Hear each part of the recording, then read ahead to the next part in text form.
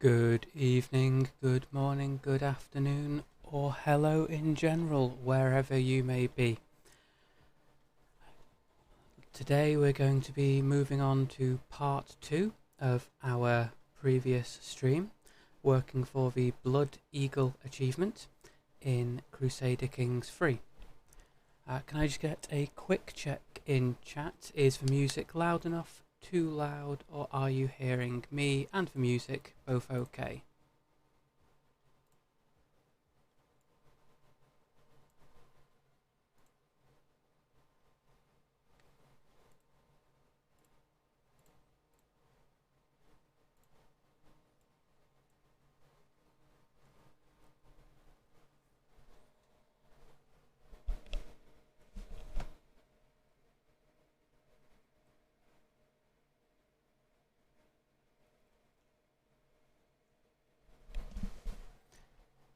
Cool, thank you very much, Scorpio. Welcome to the stream today. Or welcome back, I suppose I should say. I will remember to mute my other sources so it all works as it should be. Okay, let me just transfer over. And you should now be seeing our stream. Last we left off, we had recently inherited as Duke Yngvar of Essex. We're holding the duchies of Essex, as we see here, and the Duchy of Normandy as a second title. We had also recently converted to Norman from our Norse culture group, although we're remaining a Sartru. So the reason we converted to Norman, this is linked in with the technologies and the way that the game treats progression through the different eras. So technology is dependent on your culture. Each culture will move through by themselves. If we have a look, for example, down in the Byzantine Empire, the leader here is Greek. So we'll have a look at the Greek innovations, so their technologies that they have unlocked. We have a look, they've got mots, they've got onager, they've got banners, and they've got quilted armour, just in the military, for example. They don't have any cultural or regional. And they have a total of 10 out of 20 in the tribal era unlocked. If, on the other hand, we wanted to have a look in our own, so we are now Normans, we've unlocked 16 out of 23. Both these numbers are different. So whilst we haven't unlocked mots in comparison to the Greeks, we have also unlocked the barracks and the mustering grounds. We also have the regional and cultural techs. These are ones that the Greeks haven't got for whatever reason, but we can have a look at what those might be. So we've got Viking tactics. This is known to the Normans. We inherited it from the Norse. Longships, which you need to be present in Northern Europe to research. However, we inherited it from the Norse, so that's fine. And herds, similarly, we took this from the Norse, where we started off with. If we compare these to the ones we're working on here, so casus belli, city planning, these are still unresearched, but anyone can get anything in the civic or in the military tree. Over time, each of these will tick up. So if we have a look here, there's a 45% chance to gain 0.4 progress per month to mots. Similarly, if we look in city planning, there is a 5% chance to gain 0.4 each month. So there's a slight difference here, but that's going to be because we have a shared religion with the Cumbrians, so the Scots group, so we gain a bonus here. Whereas city planning, no Sartruans have got this. We're also working on casus belli, which has the highlight around it. That's because it's our fascination. Now, a fascination will gain a bonus 27% because we have a intelligence or learning of 7. If you want to speed this up, you can become a smarter character, or you can let the cultural heir become smarter, rather than holding on to it yourself. You also gain speed to your innovation growth through your average development. If we have a look here, the average development of Norman counties is giving us plus 0.01. Again, we will go back and we will have a look at a different culture using the minimap options down here. So we've got the Greeks encompass all of this, so let's have a look for a small culture. We'll have a look at the Sicilians because they only occur here. So we're going to go down here and have a look in the Barony of Napoli. This is a Sicilian group, so they're getting an average development of plus 0.02. This means that there's going to be a slightly quicker progress for them, although they still have the problem with potentially being behind based on the average development for other areas if they expand, or if they have a low intelligence leader. From the look of it, there doesn't seem to be anyone in charge. Well, there's still a fascination, so presumably someone is in charge of it. Cultures that haven't yet appeared on the map, so before we created Norman, but there will be other new ones popping up through the game, such as the Scandinavian split. We'll do research in the background so that they don't appear as early game level with their technologies. This does mean you don't necessarily want to spread your culture, because if you spread your culture to low development areas, you will have a very low development increase there. On the other hand, spreading your culture means that the people there will agree with you as a ruler. They're not going to, as frequently, rise up against you to demand that you put Normans in charge. Because we are a Norman, we're going to focus on here. We've got our steward, Mayor Magnus, aiming to promote culture, and he is aiming to do this in the Earldom of Middlesex. So in 5 years, Middlesex, so here, is going to become Norman. This will mean that we gain a benefit because we will have it as our culture, which is good. Now, moving forward, I still haven't yet unpaused. We're still only just inherited as Duke Yngvar. At this point, I don't have an heir, so I need a child to pass my lands on to. One of the good things about Asatruism is that you have the ability to take concubines. This means you have your primary wife who will give you alliances. So I am betrothed to Alpha's daughter, Sigurdur. This is getting me an alliance between my uncle or my cousin, Alpha Sigurdsson, who has claims to a large swathe of England. I also, because I am married to, because I'm betrothed to my uncle's offspring, allied to Duke Sigurdur of Wessex, who controls this part of the map. So I can call him to battles on my behalf, he can call me to battles on his behalf. But having concubines means I've got other options for getting children, and I can set them aside whenever I want. So once I've got enough children, I can put my concubine and go, we've had enough of you, thanks for everything.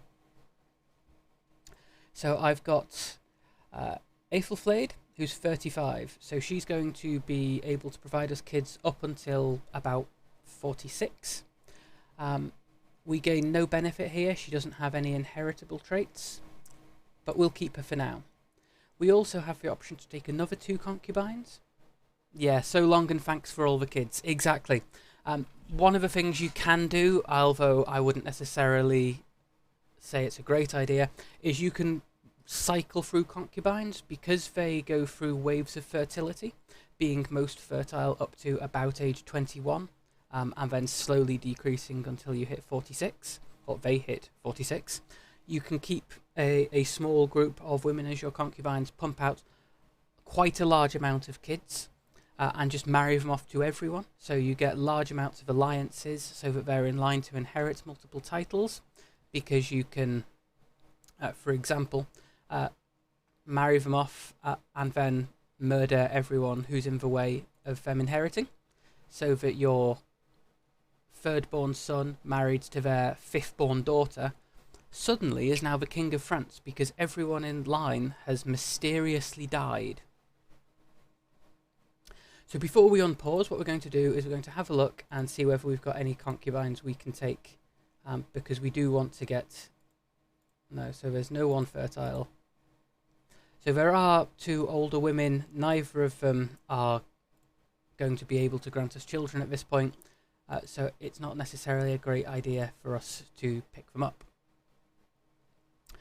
We're also going to be looking in this session to make a kingdom. Again, if we go down to the map options down here, we've got a few options on what we can look at for the maps. So we'll start off with the realm view. This is what I tend to default to. This will show you each realm that's set up. So for example, we've got the County of Montague, we've got the Duchy of Brittany, and we've got the Kingdom of West Francia. Within our own domain, we've got the Duchy of Essex, and then it shows each of our vassals. We don't see the vassals for West Francia unless we click into it, at which point we can see all the vassals of West Francia. We also then have the Duchy view. Now this will show each of the de jure duchies within the map. A de jure duchy is going to be the legal area that fulfills a single duchy. Once you hold a majority of it, you can create the duchy in truth, and you then can conquer for the rest of it. Dukes hold duchies and can have counts as vassals. Going up a step from there, we have kingdoms. Now these are again showing the de jure kingdoms on the map. If we have a look in the British Isles, we've got Ireland, Scotland, Wales and England. There's also some of the islands here technically belong to Norway. If we go and have a look in the achievements, we need to conquer all the British Isles, which means we will need to conquer these islands as well, potentially. So, what we can do here as our kingdoms to build, we can aim for England, which is huge. We need to hold 21 counties within England to form it. If we wanted to, we could go for Wales instead. We only need to hold 7 counties in Wales, so this might be a bit easier to get. Or we can go for Ireland, again you only need 8, or Scotland. Scotland is already existing, so that might be harder for us, because we'd need to declare war on the current holder. The current holder is my cousin, as part of the Yngvar dynasty. Because we're sort of family members... Oh no, because we're different dynasties, we don't get it at all. This is one of the problems with starting as Bjorn, despite having multiple brothers who are landed and will inherit land. They're all different dynasties to yourselves, as opposed to the Carlings, who hold the kingdoms across Europe. So we've got the Carling Beauvais. He holds that one as well. Carling Toul. Carling itself. Carling itself. So the Carlings are spread quite wide. We have here Carling, Carling, Carling. They will often come to each other's aid, which can be a bit of a problem that you have to deal with at some point sooner or later in the game. Thankfully, even though they can be allied, they don't have to be allied, and they can still fight against each other because they will inherit claims on each other. So, we need kids. To get kids, we need to have a man and a woman, and we're fulfilling the role of man here, so we're going to need to go and find us a woman. Let's have a look in our character finder through C. We want to have a look here through all for our relation, because we want to find women anywhere, and we want to find them inside our diplomatic range. We're looking for an adult, we're looking for a female, and we're looking for an unmarried woman. So we're not after a ruler, so we're not ruler. And we then want to change it to, let's have a look, we will filter based on age. So let's have a quick look through. Do you want to come over? No, you're not going to come to court. Okay. Scan down, find someone who... Norse? Your betrothed, that's not going to come through. Are you going to? No, you're not going to come to court. So it looks like we're not going to get... Okay, So we've got here Saga Bersisdóttir Moreng. Now she has a claim on the Jarldom of Albany and on the Earldom of Gowrie. Those are up in Scotland. If we look here, she's got an opinion of us of 38. If we invite her to court, it's only on a total of -35. So what we're going to do here is we're going to sway her. This will, excuse me, over time make her like us more. Hopefully she will then be able to come and join us. As a backup plan, we're going to raise all our army. I'm going to speed up slightly. We're not going to be in charge of this because we don't have an heir at this point, so that's potentially a risk because we don't want to die, we don't want to be caught or thrown into prison. So we're going to leave our marshal, a blind man who has a quite high skill and is also reckless. Kind of makes sense, he's blind. We're going to leave him in charge. We're going to set them to raiding. Now let's have a look. We'll zoom in a bit, pick them up. So we can't raid ourselves and we can't raid our ally. We can raid nearby, but he has more troops than us. He's losing a war, so he might be losing those troops, but it's still probably not worth annoying him at this point. Select our troops again, pop open the outliner. Brittany, on the other hand, they have less troops than us. We have a quick check here, how much value is there. So there's some gold to be found here. But what we're after is not just gold, we're also after any women we can bring in, and potentially we're looking for marriage candidates for our children. So here we've got the Abdalahid Sultanate. Let's have a quick check. So Korboda, which is one of the best places to go, is within the Hakamid Sultanate. They also currently have less strength than us, so we are going to go and raid here. We want the gold, and we're then going to go and attack the Waialia of Granada. This will enable us to get the gold that we're after. It also allows us to pick up, potentially, some more people to boost our court.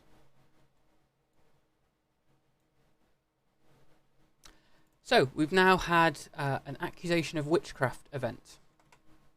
So, bloodstained cloth, crows, feathers, strange smelling concoctions. This is the evidence presented to me by a group of villagers from Middlesex as proof that Hafrida has been practicing witchcraft in her hut on the outskirts of their village. Now, she's zealous, sadistic, ambitious, pretty, and a wise woman. It does sound like she could be a witch. So, we have the options here. That evidence is circumstantial. Release her. I will gain 300 stewardship experience, but I will gain 40 stress because I'm zealous. The Earldom of Middlesex will also gain upset peasants, which reduces popular opinion. She must burn for her crimes against Odin, so we kill her and gain 100 piety. And the Earldom of Middlesex will gain satisfied peasants, so they like us. Or, a witch, you say, I could use a new advisor. I spend 100 piety, she joins my court, I gain 80 stress because I am zealous, she starts liking me more, and the earldom gains upset peasants. So, let's have a look how stressed we are. We have currently hit level 1 stress. We have 130, so this extra stress isn't going to take us over the edge. At this point, I'm perfectly willing to let her go. And we'll then... Oh, she's dead. Immediately. Great. I was hoping we could invite her to the court anyway, but apparently I should have invited her to the court. I couldn't have used a cheap workaround. So we'll unpause, let our troops carry on going through.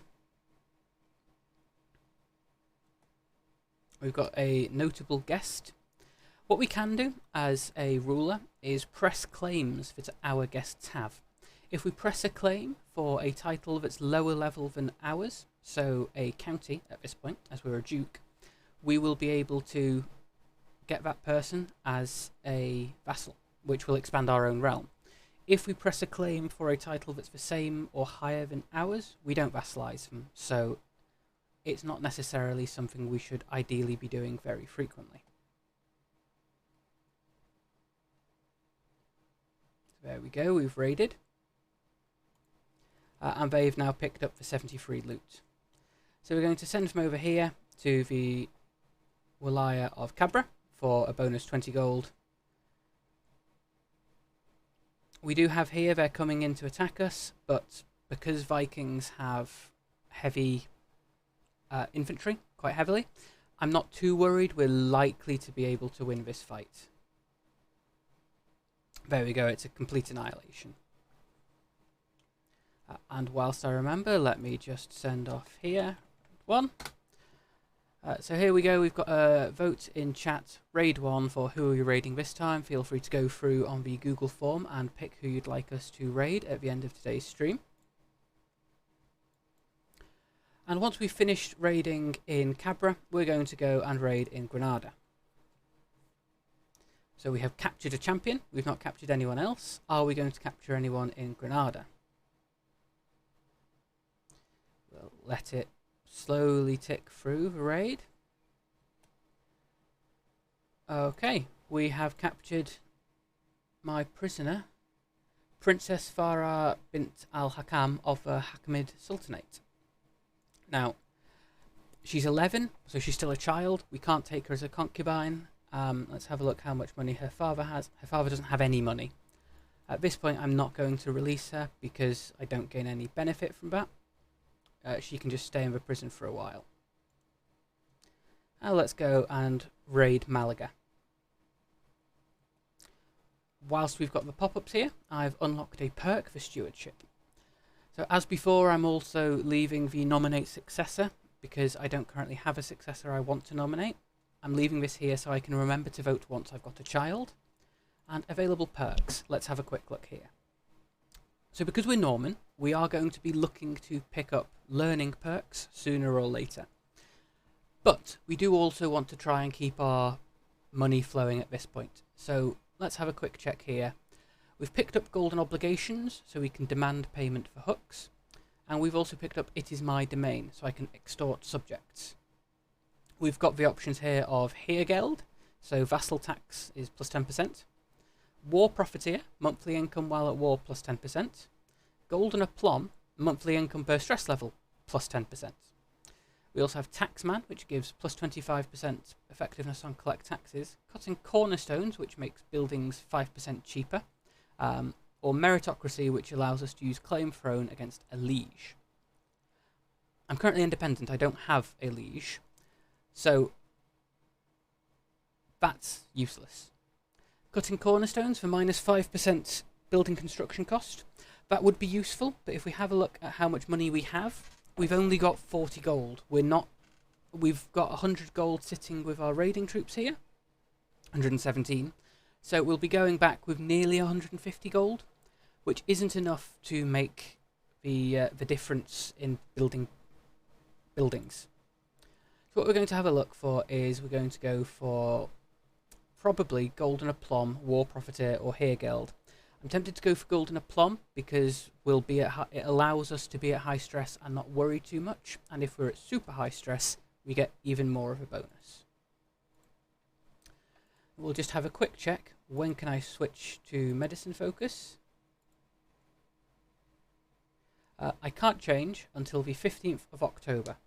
So once we hit the 15th of October, we'll try and change over to the learning focus, where we can start focusing on living longer, gaining more intelligence, and making our kingdom really, really nice, and people like living there.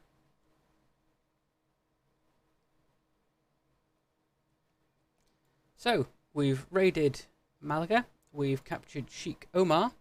He doesn't have enough gold to make it worthwhile ransoming him either. And let's have a quick scan. So we only have enough space for 30 more gold, which is really nice because Seville has 30 gold sitting there. So we're going to go and steal all the money Seville has, at which point we'll go back home. And they've fractured. Oh dear, I'm ill. That's not good at all. So we now have the option to pick up a physician. Our options here are Ordgedale, who is a physician, so she's got learning +2, and which gives her a total learning of 11. She's also a poet. Or we can pick Rosalind, who has the learning of 8. If we just have a quick check in our court, we have our Hofgardi, Hrarika, has a learning of 14. And if we check within our top realm, which is us, we filter on learning. Our Count Yngvar has a learning of 24. So I'm going to ask him if he would like to be my court physician. So right click, personal, diplomacy. Why can I not make you my court physician? Both of them failed to impress me. Let's try again.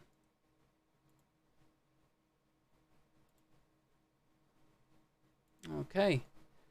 Apparently I can't offer it to either of them. Let's have a quick check in court.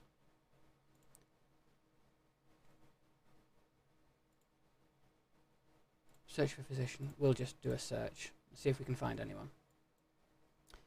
And we will now send the raiders back home with the money to now pay for a physician because I am ill. Just ill in general.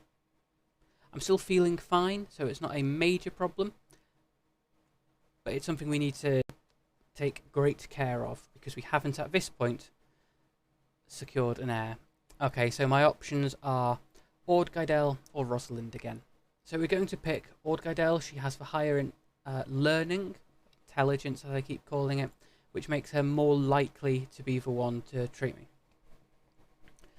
I'm going to ask for her to have no caution. I will live to see another day. She's now an even better physician. I'm also going to make her a concubine. That makes her like me more. It means she's less likely to try and kill me. She's vengeful, arrogant, and gregarious, so I probably shouldn't set her aside. Let's have a quick check. Can I ransom? So we've now got one prisoner in our prison. Can I ransom you? For 10 gold, won't accept, because they're an unimportant courtier. Okay, so we're going to just make her a concubine, because we want to try and get a kid sooner or later. Within our court, we've got 8 prisoners. Let's have a quick check whether any of them can be ransomed. So, Amit ibn Advan's Zurid for 10. Sheikh Omar for a weak hook. Now, we do actually have a perk we picked up. So, sleeping with my vengeful, arrogant healer. Does this not give me warning bells? It would give me warning bells if I was to upset her. But if we have a quick look, she's got an opinion of me of 43. So she actually quite likes me. So a 43 is good. It's not amazing. So what we're going to do is we're going to have a look at seduction. That's 50, or romance 25. Okay, sway. We'll sway her to try and make her a friend. Then we will seduce her. Then we will romance her. It will be a love of the ages unless she dies first. Generally, I've found stacking the roles actually works quite well. So if you make your concubine one of your council members, they get a great opinion of you. If you also make them the court physician, they really, really like you. You focusing in on a few people that tend to like you. The rest of your vassals will dislike it. But that doesn't matter quite so much because you've got the ones that are important are going to be liking you, which is realistically all we care about. Let's have a quick check. So Sheikh Omar, we can go for a weak favour because we have got the... where is it? Because we've got the golden obligations, I can demand a payment from him later. So yeah, I will let him go for a weak hook. Hafs Ayub's Hafsunid? A weak favour on Sheikh Omar. A weak favour on Sheikh Omar. A weak favour. Oh, a weak favour on Sultan al-Hakam. Yes. We can't ransom this guy. We can't ransom this guy. And Othon. So Othon has a claim on the Duchy of Normandy. So, this is an unpressed claim, which means that it won't be passed down. If we have a look here, unpressed, it's legally tenuous and are not inherited by the children of the claimant. So, we've got a few options here. We can release him and recruit him.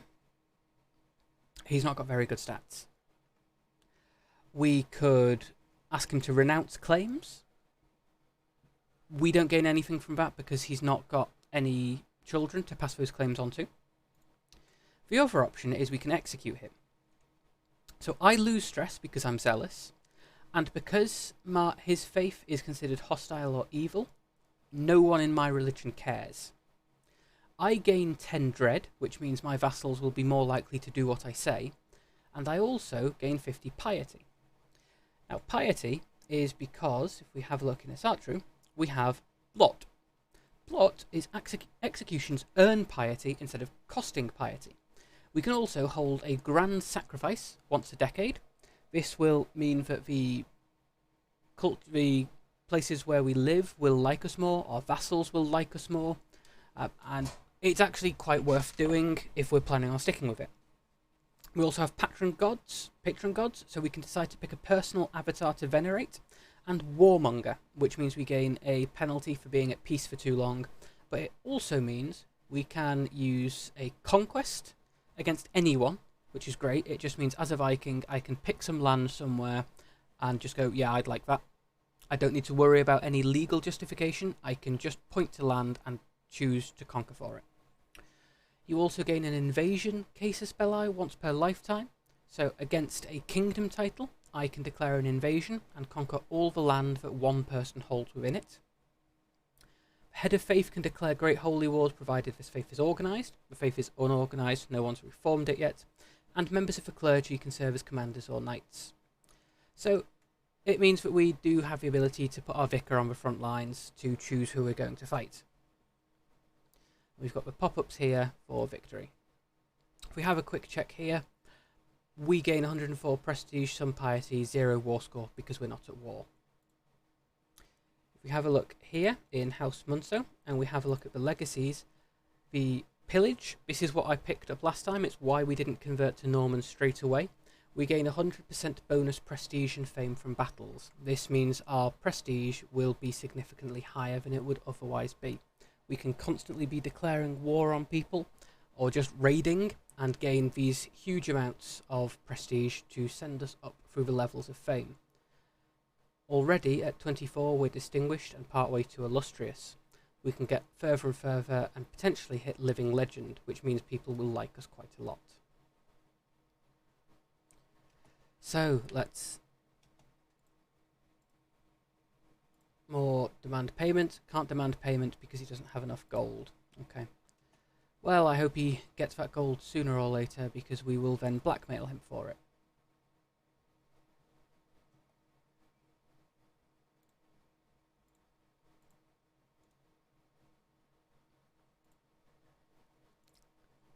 So I have hooks on these people.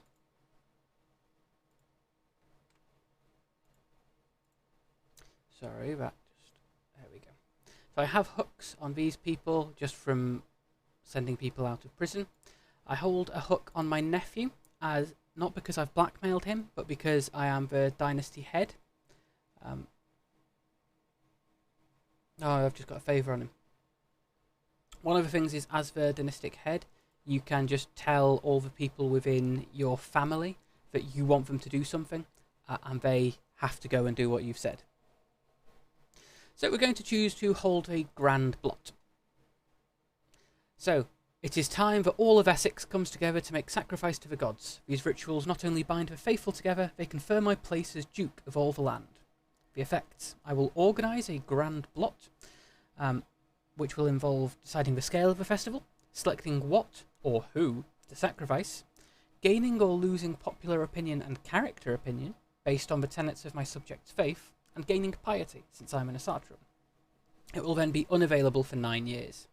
This costs 200 prestige. So, we'll set that up. So, our first choice, the Grand Blot. Although smaller blot are held for many occasions through the year, once a decade the Asatruans of Essex come together for a grand celebration, and most importantly, a grand sacrifice. The plentiful blood is shed for the gods, the meat of the offering goes to the faithful. Such a rich feast usually makes for an incredible party. Of course, such an affair is expensive, and certainly not all Asatruans need to be invited. So we've got 4 options here. We can invite just the people of Middlesex and the court, which costs 50 gold. All the freemen of my domain, which costs 85 gold. Every lord and commoner in the duchy is invited, which is 125 gold. Or on second thought, it's too expensive. So I cancel it and can't hold on for the next 9 years. Now I know I've got 160 gold coming in, so I'm going to be very big, very generous. I'm going to invite every lord and every commoner in the entire duchy. And unpause. Before we're going to determine our personal deity. Now, as we discussed last time, we've got 4 options here. Odin for intrigue and piety, Ulla for martial and bonuses in winter, Thor for stewardship and prowess, and Freya for fertility and control growth. Now, I did say we do tend to stick with Thor once we're set up, but at this point we have no kids, so we're going to again pick Freya. This increases our fertility, which hopefully is going to get us more kids. Once we've got 1 or 2 kids, we can worry about the future less. Here we go, and they've landed, and they bring the money. So we've now got 46 gold with an income of plus 0.03. Plus 0.3, sorry. So, the Grand Blot. A blot can be both a grand and a small affair. By tradition, they also include both human and animal sacrifice. Several prisoners will be offered to the gods, perhaps even including a special choice of my own, their lives given in tribute to the gods. Though the beliefs of Asatru demand this, there are commoners in my realm who find the thought abhorrent, and the ceremony can proceed with purely animal sacrifices if I wish to avoid controversy. So if we have a look, move that slightly out of the way. We have a look at the religion. So some of Normandy is Asatru. Some of it is Catholic. Some of Essex is Catholic, and some, our capital, is Asatru. So we will upset the Catholics if we kill people. But we don't really care, because we're going to be getting rid of them sooner or later. So, our options here. A decent array of animal sacrifices will be enough. I gain opinion and popular opinion with Asatruans, but it's less than a human sacrifice.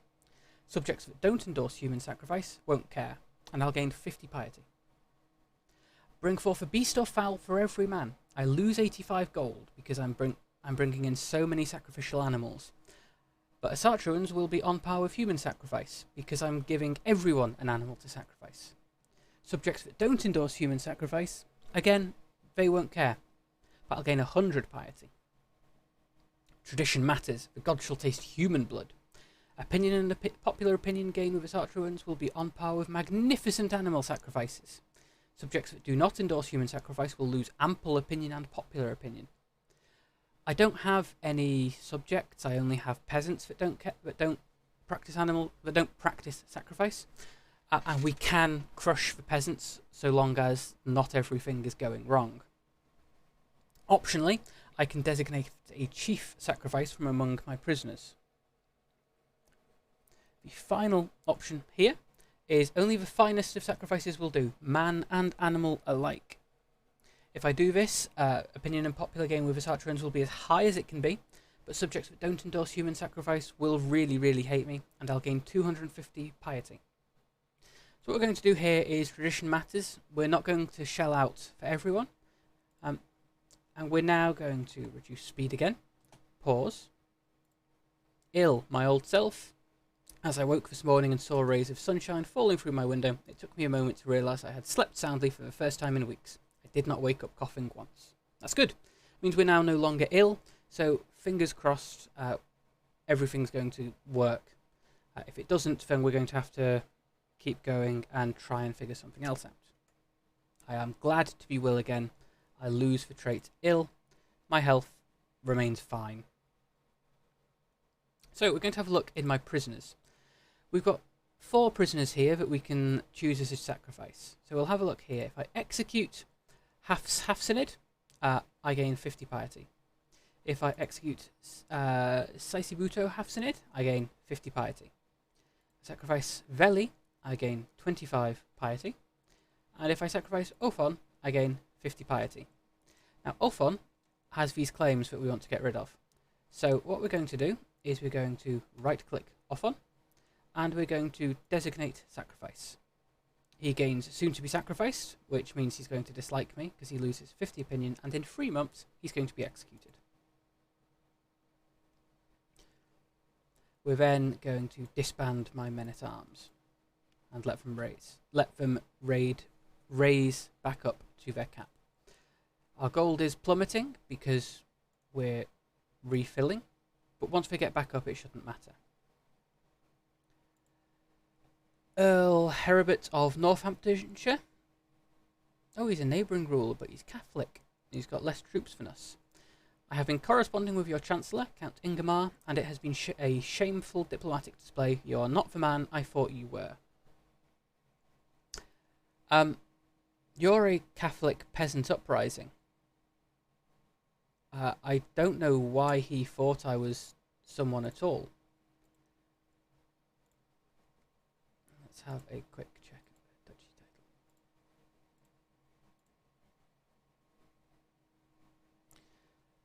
So, he's got 981 troops. He's a peasant leader. He's a strategist. He dislikes me. Next time we need to go to war, I think I know who we're going to pick. And we will let our troops continue to tick up. Speed up again, just so we can have it happen. Here we go, the carps. So because we're focusing on stewardship, we get these chances to develop our realm. If it is a pond for carps you are interested in, can I build you a terrific one, my lord? The builder before me has good credentials, and my courtiers seem very excited about the prospect.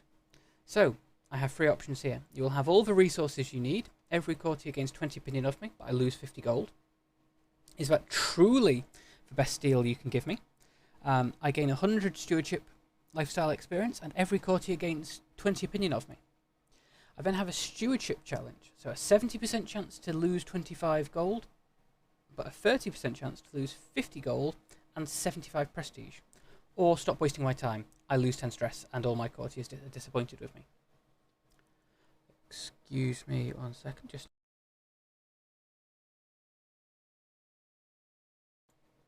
And we're back. So, the options here, I'd like to have the extra stewardship experience. So we're going to see whether we can outwit the builder. I made a great deal. It only cost 25 gold. That's nice. And now raise all our armies again.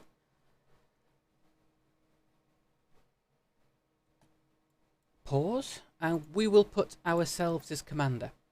Because as you raid more often, you get a chance of getting traits as a commander.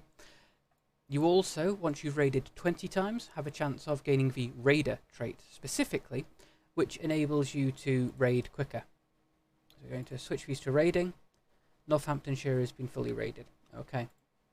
Earldom of Leicestershire only has 300 men, so we're going to go and raid there. This red skull means we're going to take some attrition because we're moving into an area that isn't next to land we control.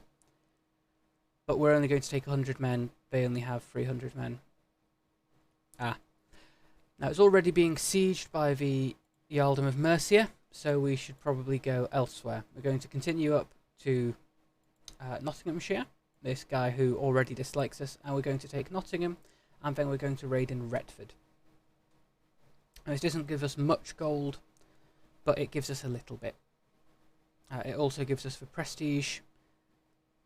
Oh, the blot has been forced to cancel. Okay.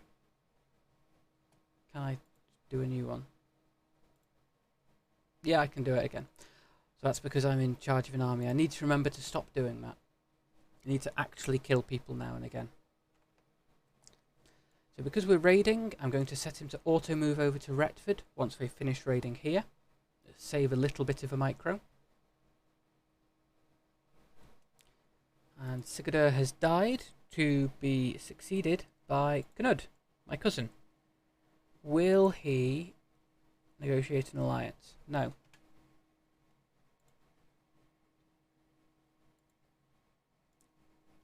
We will... I can't have an alliance here either. My betrothed. Okay. So his vassal potentially might ally to us in the future once we actually marry, but until that point, that doesn't seem like it's going to happen.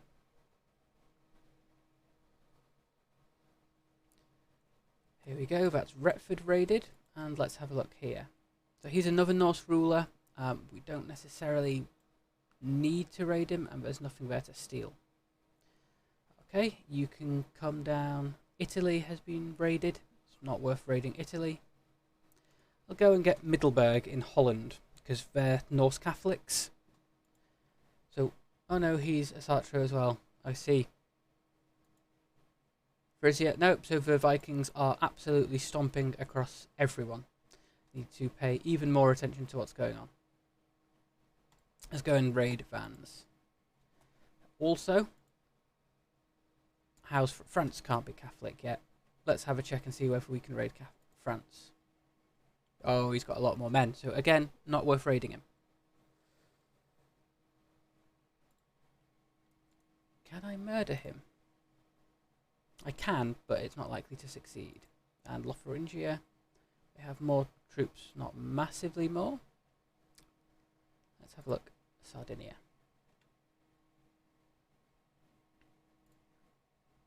Okay. How are you doing? Okay. We'll send the troops back to Essex. And disband for troops. So we'll host a feast. No, we'll hold for Grand Blot. We'll go for the same opinion, every lord and commoner.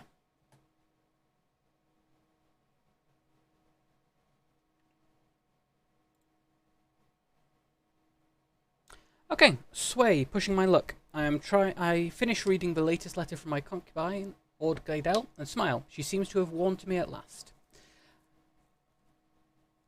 I can put my diplomatic skills to the test, where I have a 22% chance where she will gain 20 opinion of me. 78% chance I insult her. My diplomacy is pretty terrible, partly because I am a concubine's child, partly because I am a berserker. Evidently, I will just froth at the mouth towards her. I will let Farida handle this. Farida being my sister. What a bro. Which has a 53% chance of working. Or this victory is enough, and she will gain 30 opinion of me, and that will be enough. So we're going to just accept 30 opinion, because she's already on a plus 86. And we will have... We'll now end the sway scheme and see, can we seduce her? A 50% chance. We're just going to go for that, see whether it works.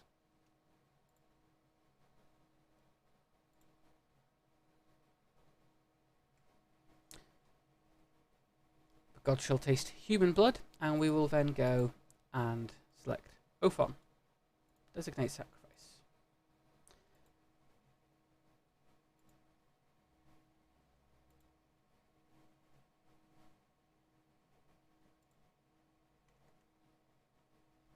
So we need more gold, because... Oh, it's suddenly shot up again. I presume because we've now filled out... Yeah, because we've filled out the men-at-arms, which cost money to uphold, we're gaining 5.3 gold per year. Per month, not per year. Per year would be terrible.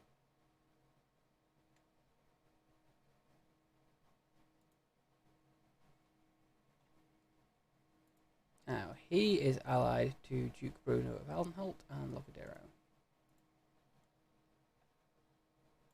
book a duchy, costs 750 prestige. I don't have the illustrious level of fame, so I can't yet declare war against him.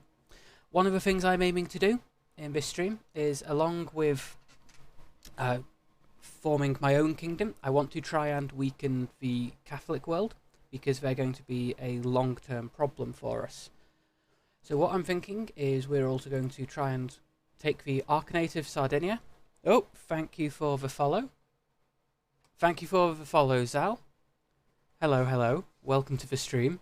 How are you doing today? Have you recovered yet from all of Twee's long-running 24-hour stream?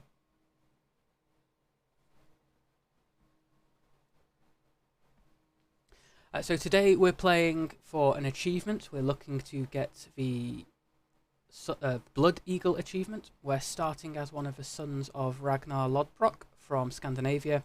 We conquer the entirety of the British Isles. So far, we've not made much headway. Yeah, I'm actually doing quite well. I've had a nice, relaxing day off. I'm on day 4 of a 5-day weekend. So, quite chilled out. Looking forward to this in the evening. Yeah, no, you did a lot of work. You pulled together a huge amount of people to get the fan video pulled together, holding back all the art until it was all ready. You did a great job there for her.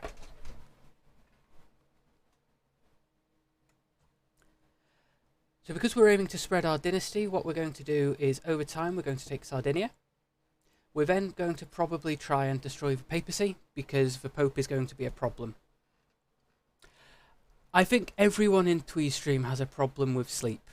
She doesn't sleep much. You seem to be online all sorts of hours, doing all sorts of extra work. I don't know how you cope on that little. I can get by on a couple of hours for a few days, but I need a stupid amount of caffeine to make it. Until we get that prestige to declare our new war, what we're going to do is going to try and get more gold. Again, it all comes back to the gold. So raise the army, put them all in a raiding stance, and we're then going to see where is worth burning. So Wales is looking pretty bad. Ireland is sort of looking bad. Devon's looking bad. England is all on fire. Brittany is our next general point. We've got some money here we could maybe go and take. So what we're going to do, pick these guys back up and disband them. We're then going to set up our new rally point over in Normandy and teleport everyone over there instead, because sending them over by boats is much less efficient. Put them as raiding, put ourselves in charge, and march over. They have around half our troops. Fingers crossed, there's not going to be any problems here. We're going to go through. Need to remember to take myself off, Commander. We went through this. I don't want to cancel a big sacrifice. Here we go. The grand blot finally occurs. The guests at the blot are so numerous that they blanket the area around the temple, sending up a cacophonous roar as Othon is dragged up to the altar, the first of several prisoners and more beasts. He thrashes ferociously as the Godar throttle his life away, the light in his eyes lasting till the first animal is slaughtered. Human corpses to the hanging tree, animals to the cooking fires. All gore is collected in a bowl, and the Godar uses it to paint the walls of the temple, inside and out. Truly, a spectacle worthy of the gods. So, as always, we have multiple options on how we can deal with this. So, we can dedicate it to Odin, Freya, and Njora. So, Hrarika, our vicar, gains 50 opinion of us. We lose 76 stress because we're zealous. We gain piety, and all of Othon's friends and family dislike me more, which isn't a problem. He doesn't really have anyone. Every invited Asatru character gains 30 opinion of me. Every invited Asatru county, of which they were all, will gain went to grand sacrifice, giving us a bonus to popular opinion. And every realm county that does not practice human sacrifice gains horrified for 7 years, which makes them hate me more. I can use this as an opportunity to impress the nobility, which will have all the same effects, except I gain 40 stress and improve my standing with my nobles. that's not necessarily something I particularly care for, because they're all over here, they're all minor counts, we can ignore them. And time to rub shoulders with the common muck. Every invited Asatru county gains loses went to Grand Sacrifice and gains went to People's Grand Sacrifice. And I will lose 76 stress because I'm humble.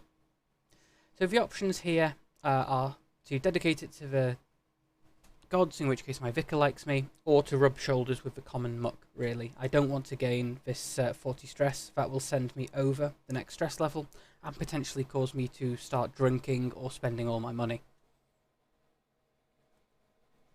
So what we're going to do is, I think we're going to rub shoulders with the common muck. They will potentially have an impact on our voting power, because Scandinavian elective will care for popular opinion of your primary county. But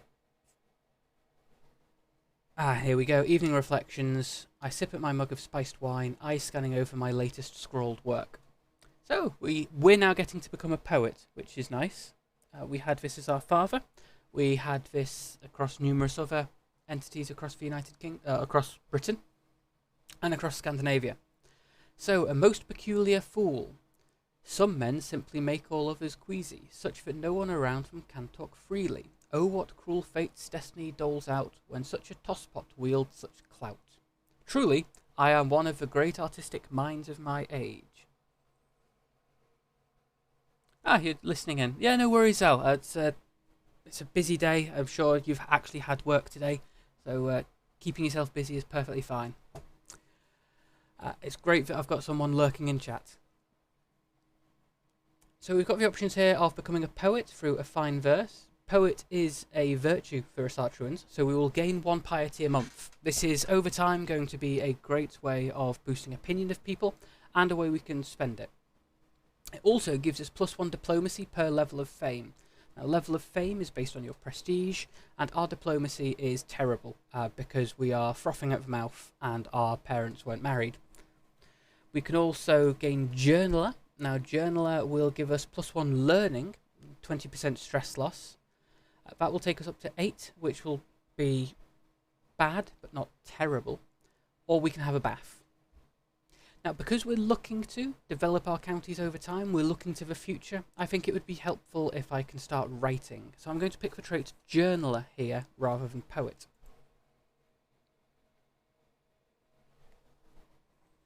So this takes us up to 8, which is still poor, but it increases our piety by +0.1 per month. And it means we will be increasing our development, or our technology speed, ever so slightly, which is good because it means we'll unlock more innovations. Now, speaking of innovations, we're now past the year 900. We're on 902. So we'll go and check in our culture group. We still haven't finished MOTS. We're about 10 years away from finishing it off. About 15 years from Casus Belli, and about 376 from city planning. So we're really, really good at fighting people. We're terrible at building cities, and I'm going to be honest, that tracks. The medieval era has not yet been reached by the Normans. It's looking like we will reach it in about 21 years. This is based on the monthly progress from the average development of Norman counties. Now, we've got the Norman counties in Normandy. We don't yet have any Norman counties over here, but we do have our steward is 2 years away from flipping Middlesex into a Norman county, which will be good. We're also going to get our marshal is going to increase control in Essex, because we want to try and keep it all high control. High control means we get higher taxes, we get higher levies. It also means the peasants revolt more often, but we can deal with that. And we're going to send our Hofgodi to convert Hertfordshire to Asatru. It's going to take 15 years. We've got no one better. We might as well just leave him at it. It's not like we're doing anything else with him.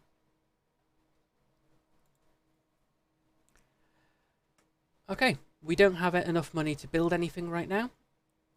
Once we've finished raiding, we might have enough money to set a few projects going on. But we're going to be looking at storing this up for the long term. So we'll send down to Nantes. We'll then, once we've done Nantes, we'll bounce over to Ray. Back through Nantes over to the Temple of Garanda. and we'll then go along the southern coast of Brittany. We've unlocked a new perk for the stewardship lifestyle, so we can go have another look here. Now our options are the same as they were previously, except we can't get down here. We need to get everything in the tree. So here Geld to get plus 10% from our vassals, or monthly income while at war plus 10%. Taxman, so collect taxes is plus 25%. Collect taxes is a councillor tax performed by the steward. Our steward isn't doing this, so currently that's not massively useful. Or cutting cornerstones to reduce the cost on buildings and holding construction. Holding construction being where we would build a castle or a cathedral or a town. We also have meritocracy, so we can claim throne against our liege. We still retain no liege. Out of all of these, the only one that particularly helps is cutting cornerstones to make buildings slightly cheaper. So we'll pick that up. We're then going to move over to learning. Now what we're going to pick here is we're going to stick with the medicine focus. It only gives us +1 to our learning, as opposed to scholarship, which would give us +3 and a bonus to development growth. But it gives us a small boost to our health. This is good, we like to be healthy, we want to stay alive for quite a while. So we'll just continue on with the raid.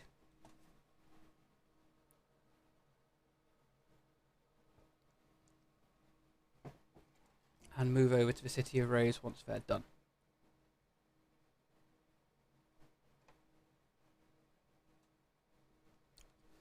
Part of the problem with raiding is this guy is now going to be upset with us because we're sacking his counties. I mean, fair enough. I'd be annoyed too if a great big gang of 2,000 Scandinavians kicked down my door and stole everything that wasn't nailed down.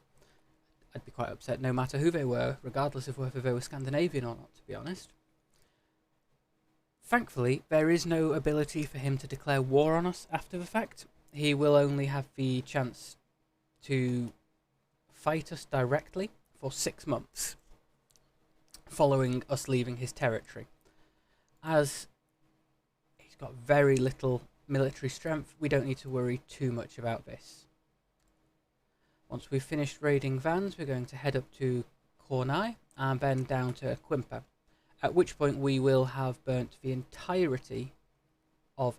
Oh no, we've got here, Porhet. We'll take that.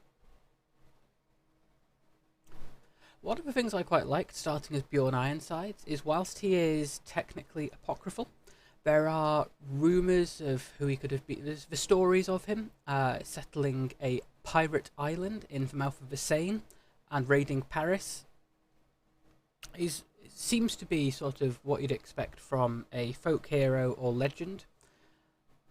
Whether he was entirely true, whether it was based, all the stories are based on one person or not, because he also adventured through the Mediterranean with Hastings, or whether they're multiple stories pulled together to make a single figure seem greater than any single one actually was.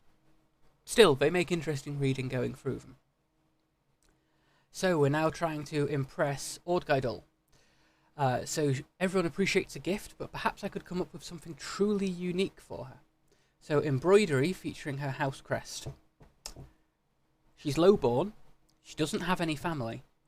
I would be surprised if she cared about her house crest. Commissioned poetry on the joys of life dedicated to her. So I think she would appreciate the physical pleasures of life, or at the very least, poetry. That one does seem like it might be a good idea. A wood carving of a castle. I assume she likes architecture. So architecture would be linked with stewardship. She's not got very high stewardship. And there's nothing here to suggest that she would enjoy wood carving. Or I can just not give her a gift. So no, I'm going to commission a poem for her. That sounds like a polite thing to do.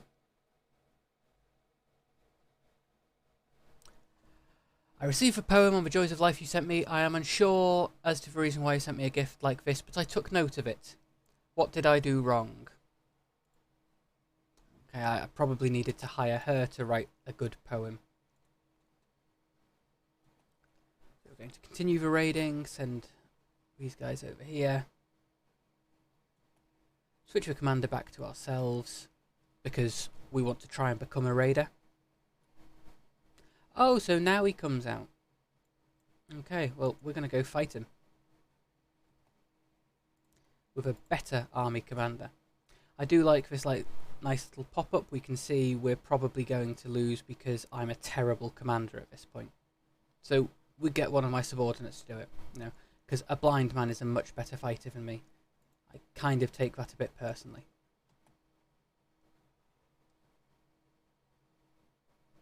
We'll head over. Oh, and because we've taken so long, we have a look here. This bit is now no longer raided. That's great. So, paying homage. My vassal, Mayor Magnus, has arrived outside my castle with a grand procession of well-dressed diplomats, champions, and exotic entertainers. The fellowship resembles a parade led by Magnus himself. In a booming voice, he announced that he is here to pay homage and that he comes bearing gifts of gold. Such generosity is hard to find in a subject. His loyalty is truly something to treasure. Please, enter. Deposit the gold on my left. I gain 50 gold. He gains 15 opinion of me, and I gain 75 prestige. Surely you have more to give. He gives me more gold. He loses 30 opinion of me, but I gain 150 prestige. Or keep the gold. Friendship is enough. Now, I'm not looking to increase my diplomacy, so the diplomacy lifestyle here isn't great. But plus 35 opinion of me, that's nice, and 150 prestige, that's also nice. So we're going to stick here, increase our prestige that little bit more, try and get up a level of fame. Move for raiders. Continue seeking gold. How full are you? We're not full. Why can you not? For some reason, I can't raid. Let's do a quick check. Okay, we'll send them back home. Maybe they're full. Maybe they've had enough raiding. That'll give us an extra 100 gold. I can demand payment from my nephew. Yeah. Okay, so because I'm stressed, I get a stressed event, mental break. Now this is actually quite a good one to have. We've only just tipped over. We've reached stress level 1. So ruling has been such exhausting work as of late. It is likely no subject of Essex can wipe their arse without my express instruction. I was in the middle of planning a small getaway to a distant tourney with a reputation for a particular fierceness when a servant came rushing up to me, babbling about some new trivial catastrophe. My options here are to seek solace in my journal. I will lose 18 stress, but if I'm still stressed in 5 years, I may suffer another mental break. I'm on like 101, 105, so that doesn't matter too much. I'll talk to Gunhilda about this on the way. I gain the trait Confider. Confider gives me +1 diplomacy and gives me a further +20% stress loss on top of Journaler. Now this does mean that other people might dislike me, because Confider means I tell my secrets to one person. In this case, it will be Gunhilda, who I believe is one of my sisters. Yes.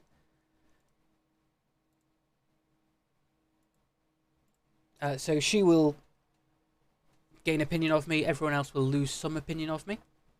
Or cancel my plans, I gain 40 stress. There's no reason why I would do this when the option is a good one. So we'll pick Confider, gain a benefit.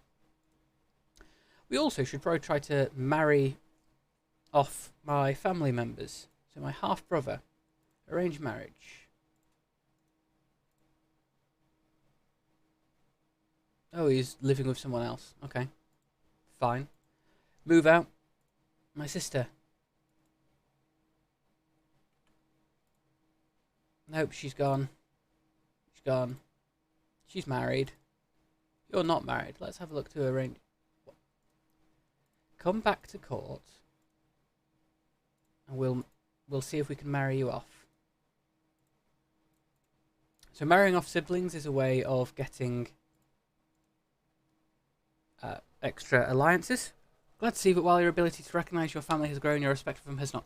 So at this point, they're all quite good. They're quick, they're comely. We've got this really good one. Gunhilda was going to be my backup player character, but she's not moved over to Norman, which is potentially a problem.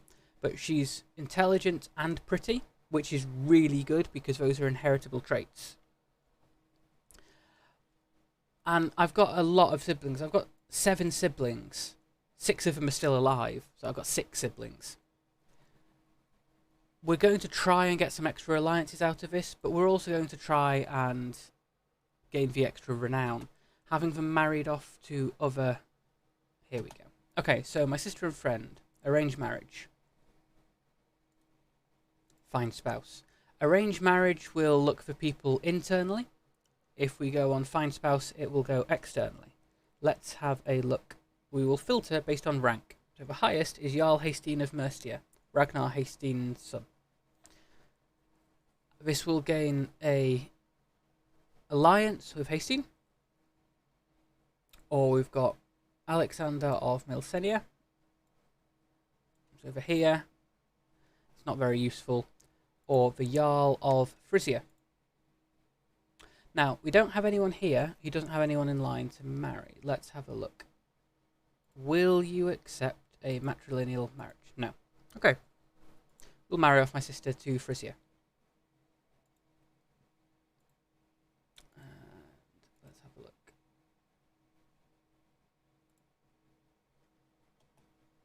On pause, let that tick through.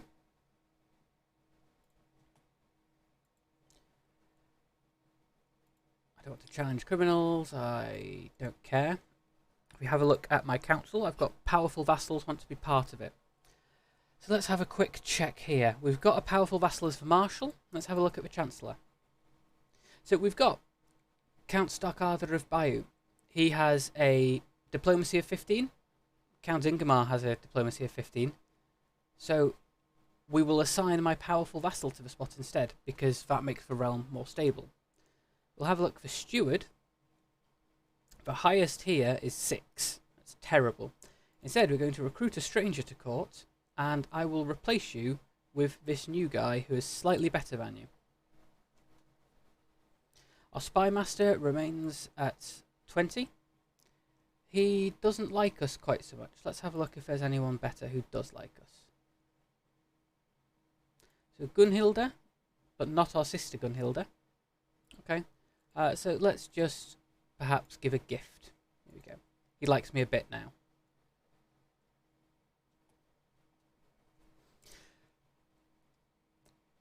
So for the kingdoms, which is going to be the next step, we've got the Kingdom of England, Wales, Ireland or Scotland to build. There is also custom kingdoms. So if you hold 3 duchies, you can found a new kingdom. I'd need to be illustrious or above, certainly doable, and I will generate a kingdom based on what my main title is at that point. We also have the option to negotiate for Danelaw. I must completely control 2 duchies within de jure England, and I must have a valid opponent to negotiate with, who also has to have 2 duchies within de jure England. Currently, no one holds 2 duchies within de jure England. The final option, and one I really enjoy doing, is elevate the Kingdom of Man and the Isles. So you gain 2,500 renown. I gain 3.4 a month right now. That's a stupid amount of renown. I also will gain 7,500 men as a non-replenishing army in Vermont. And Earldom of Vermont will gain building construction time minus 200% and building construction time minus 50% for 100 years. However, to get this, I need the Living Legend level of fame, so that is the highest prestige. We have a look here. Level of fame, Living Legend. We're not even up to illustrious yet, so this is quite a way away from us potentially being able to get there. So, let's have a quick check. Have we got... We can look to conquer a duchy, perhaps. Maybe someone here is fighting a war. Maybe someone is willing to declare a war. I think the closest we've got is Jorvik. Now, Jorvik should be able to claim this county. For some reason he hasn't. It's against Estonia. He's bigger than them. So everywhere is quite melted. He's attacking someone and defending against someone, and he's not doing great in either war. He's stuck quite low. So it's looking like we're going to just need to sort of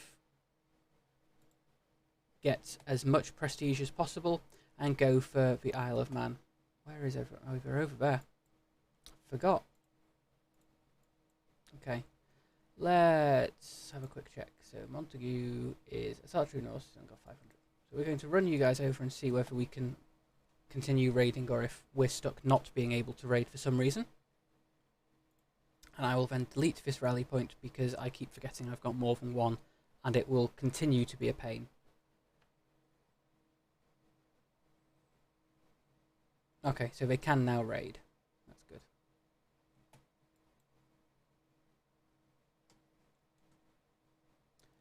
Okay, Corboda is still recovering from last time we raided. When will that finish? In 3 months. So what we're going to do is, in preparation for them rebuilding their city and recovering from us stealing everything that was and wasn't nailed down, we're going to go and start stealing everything again. He's got less troops than us and he's at war, so fingers crossed we're going to be quite a low priority for him.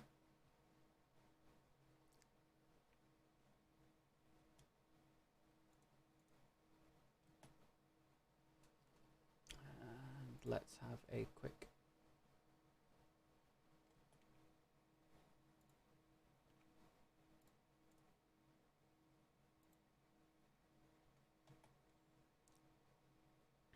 Okay, so we're burning here, and we're then deliberately going to go and pick a fight over here, not only because it's worth 33 gold, but because that extra fight, when we get the pop-up here, we gain 193 prestige. We are aiming to get as much prestige as possible. So, raid or trade. My troops and I prepare to sack the lands of Nibla. Our first scouts report back. The local towns are rich, but many are heavily fortified, and we could well be caught out by vengeful armies before we can break into the juiciest targets. All is not lost. The art of good raiding is all in exploiting opportunity. We could perhaps arrange...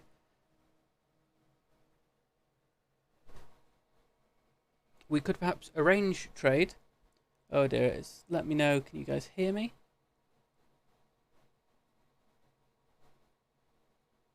Am I still coming through? There we go, it's unpaused. Okay. I got... it froze for a second over here. So all is not lost. The art of good trading is all in exploiting opportunity, and we could perhaps arrange trade on tribute in exchange for staying our blades. Perhaps the local sheik will be amenable. A truce with the ruling sultan could be invaluable, where we get a truce with each other, and we gain 14 loot. We could make more money trading pillager anyway. What kind of lily-livered feudal coward makes money without raiding? We're not going to stop raiding. I don't know why we'd stop raiding. Don't know why it's asking me if I want to stop raiding. So here we go. Butolfer Smure finished the promote culture task in Middlesex. So, we'll go back and we will now change the culture here to Norman. Because Norman is our culture, we want ideally whoever we inherit to be able to continue staying Norman. We want to stay Norman probably for the rest of the game. There's always a possibility of switching to another culture if we want, but it's not ideal. Okay. Can we ransom this guy for 10 gold? Okay. So we've got a couple of people. We picked up 4 prisoners, I believe. So we've got a total of 6. And let's see if we can ransom her. We can ransom her. We can ransom her. Now, Abu Bakr ibn Muhammad Naiblid, he has the trait Saeed. Now, Saeed is a inheritable trait that will provide a +5 same faith opinion. So what I'm going to do is I'm going to wait until he's old enough. I am then going to recruit him from prison. I'm going to demand he marry one of my sisters or daughters, if I have any by that point, matrilineally, so that all his offspring are my family, and then I'm going to let him go. If we have a look here, So he is the second born son. So he's due to get the Sheikdom of Granada. And that's it. So we're not going to get huge amounts of prestige for marrying in there, but it gives us another branch of a family down here. They will probably convert to Islam. That's not a major problem because they're gone. They're sort of just down there. We can deal with that. And because they're the same family, they will they'll not be able to declare war on us because we can just ask them to stop. So we're going to continue raiding here and raid across the coast, which will take us up for another 40 gold. That will take us up to just over 100. Let's quick check the Hakimid Sultanate. So he's not got enough troops either for it to matter, so we will have a quick check. Are any of these worth raiding? So Badajoz has a loot of 24, so we're going to go and steal there next. We want to try and fill up the Jomsvikings. So Chieftain Olver, an enterprising Nordic adventurer, has launched a vicious invasion against Valdor, sweeping the lands of Wiek out from under him in a surprise attack. What makes this unusual is that the invasion seems to have had religious motivation. Olver has partnered with an Asatru zealot named Rodolfo to set up a warrior brotherhood they call the Jomsvikings. The group claims they will enforce the old ways, striking against Abrahamics, reformists, and rival pagans alike, weaving a bloody swathe up and down the waters of the Baltic. So, the Jomsvikings are a mercenary group, but they are a religious mercenary group. This means, as a holy order, I can hire them whenever I am at war for someone of a hostile faith, for piety, so 93 piety, and I will get Jomsvikings pirates who are a strong unit. Over time they will get stronger and stronger. However, the Jomsvikings uniquely hate everyone who isn't unreformed Norse religion, and they will declare war on anyone in the area who isn't. So thankfully we're out before they were formed. So it doesn't change what option we hear. We don't become the patron because we didn't found them, but Asatru's further increases so people like it more. We'll just stay down here raiding Spain.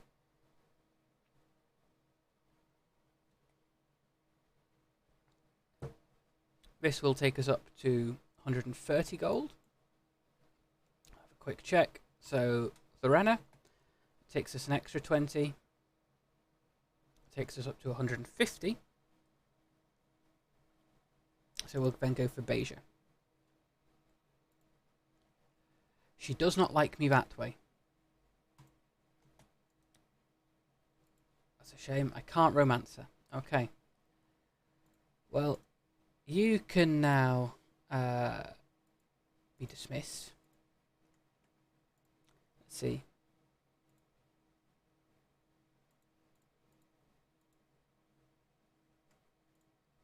Take you on instead. Will you... Can we seduce this one? 0%. Oh, she really doesn't like me. Can we seduce this one? Nope, she also really doesn't like me.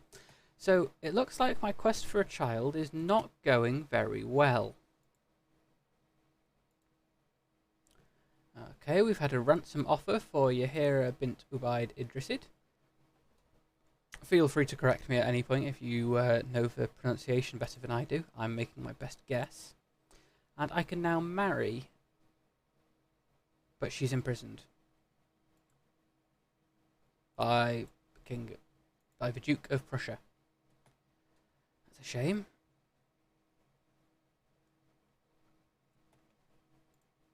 Can I ransom her? No.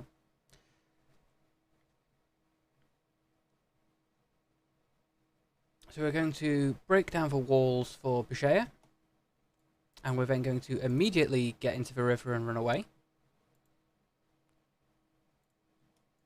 Right, you can go away. She's being angry. Yeah, they saw how I treated the last one. Well, the last one, I didn't do anything. I just tried to romance her and it didn't work. And then I set her aside because she was angry with me. So I suppose they're learning. Okay, so I've had a call to war from my brother-in-law. Oh, okay, he's had a son. Oh, great, yeah. He gets to have kids. He's asking me to honour my alliance and join me in the conquest of the chiefdom of Rhina. So the enemies here are Ludwig of Rana, who's got 45 troops, and Woodley of Schleswig, who's got 280 troops. So yeah, I don't mind joining in this war. That's fine. I'm going to go home and drop off my loot first. The last child. I've not had any kids. Oh, you mean you seen how I treated the last child rather than... Right, yeah. Yeah, no, that's fair enough. I'm hoping we can get a couple of kids soon.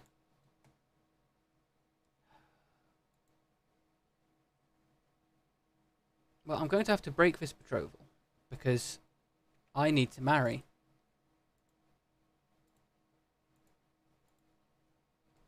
So let's have a look here for alliance power.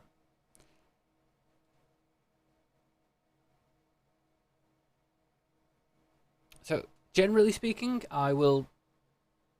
So, okay, let's filter this. We want adult. Because we want to get married now. We want kids. So let's have a quick check through. Here we go. She is a genius. So we're going to marry her because we want our kids to be geniuses, and that's how inheritance works. You can immediately see if someone's a genius just by looking at a list of every woman within range that is eligible for marriage. That's obviously how it works. It's like Tinder, but for the Viking era. Okay, there we go. We brought back 25 gold. What happened to the rest of it? Dismiss them. And we're then going to raise all armies again.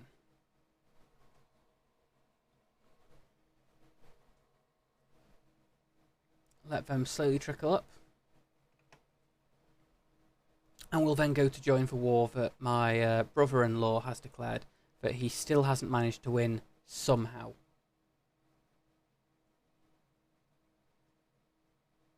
Okay, troops are ready. Now, I don't want to lead this war, because I've only got the 19. So we're going to ask Lord Mayor Asbjorn of Anlicon to lead it. Before heading off, we've got an available perk for the learning lifestyle. So we're going to have a quick look through. Now our options are anatomical studies, court physicians cost less, and they have better outcomes. Pedagogy, our wards can get additional skills and become my friends. Scientific, which gives a bonus to cultural fascination progression. Or faithful, which makes the clergy like me more. Now we're going to work our way through the whole of body tree again, because we want to try and survive. So anatomical studies, so we have a cheaper court physician, already have one, and it's more likely to succeed. We're then going to grab the army, and we're at war with this guy. We're just going to go and send the troops blindly over to his main house.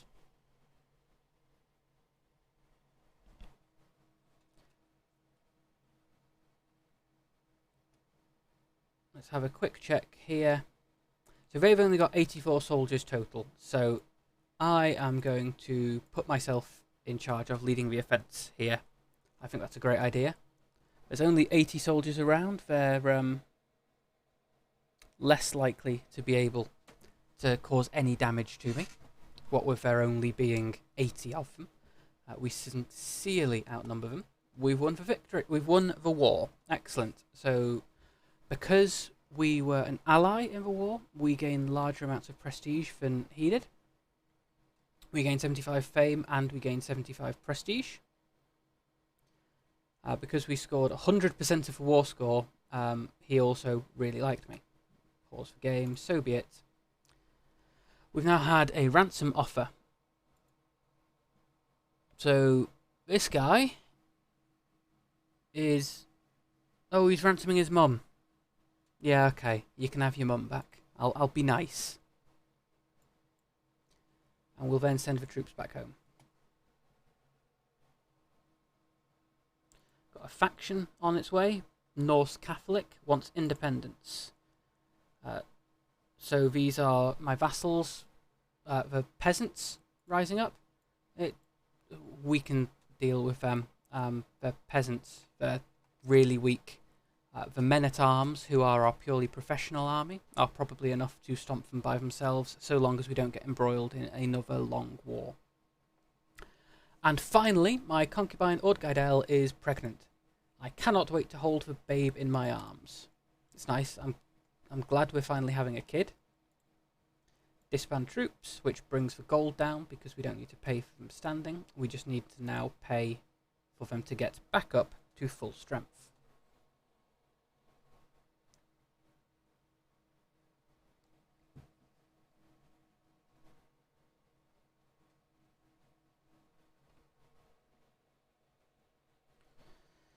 Let that slowly tick up.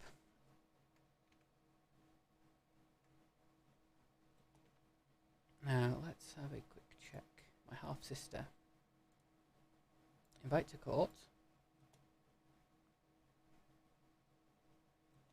Okay. Now what we're going to do is we're going to arrange a marriage, you, matrilineally, with my knight. And we're going to demand conversion of my knight. So he becomes Norse as well. Or Asatru, rather than Norse. Let's have a quick look down in the Med. So Sardinia, similar strength to us, and Papacy, inferior to us. So we still don't have enough prestige. Okay. We've not got enough money to do anything. Okay. We will go here, military, raise all armies. Sorry, let me just pull this up here. Okay, so we will raise all armies.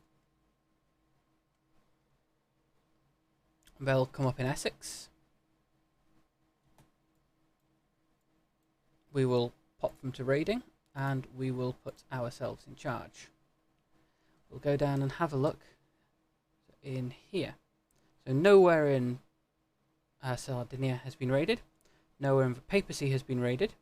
Papacy is quite a rich target. And you need 2,100 troops to beat the garrison in the Papacy itself. We have that. Can you call yourself a true pagan if you haven't gone and burnt down the Vatican? I think the answer is no. So we've had an offer to ransom himself. He's worth 3 times what his mother is.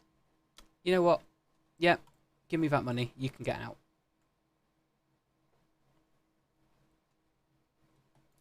Now, the Papacy is horrible to declare war against because they will call in every Christian or every Catholic around them into a war sometimes, and they will also hire large amounts of mercenaries because he collects taxes from everyone.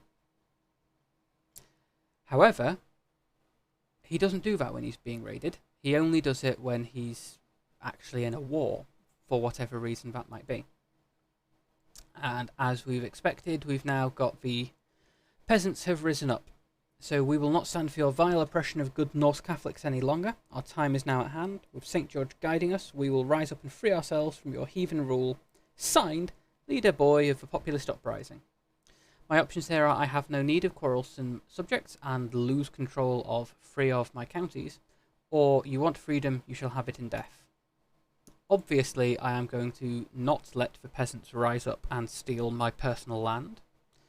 However, I'm not going to go and deal with it immediately because I am currently in the Med raiding Rome.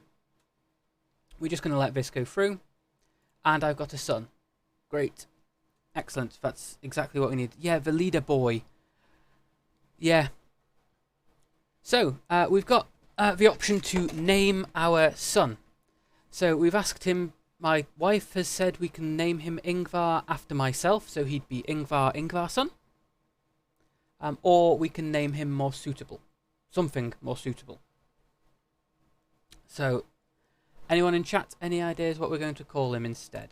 Willing to take suggestions. We can go for an ancestor, we can go for a religion, we can go for a Norman, a family member, or I will accept a free format answer.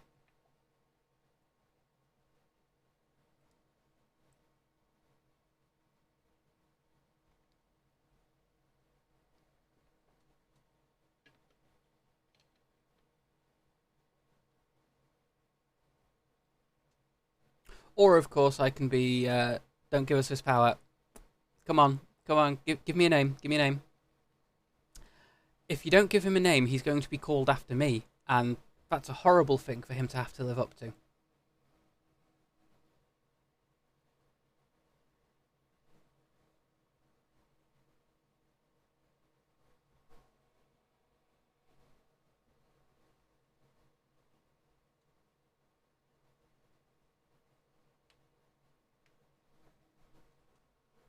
Junior.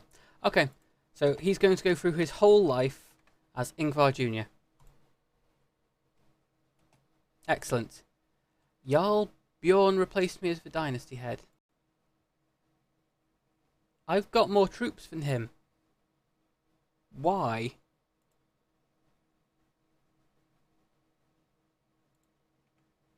Let's have a quick check here. Dynasty head. 2 houses. Okay, apparently I've got less. So, to nurture relationships between the next generations of ruler, Duchess Ingjerde, my wife, has said that some of my more influential vassals have children that Yngvar Jr. would benefit from knowing. So I can get him to play with Adelaide. He's 0. He's 0. Why are we asking a 0? He was born on the 21st of May. July, January, February, March, April, May, June, July. He was born 2 months ago. Yes, I do still need to go through the months in order. He was born 2 months ago, and we're asking whether he should go and play with a 6-year-old girl or a 15-year-old boy. Yep, you know what? He can go play with a 6-year-old girl. That makes perfect sense.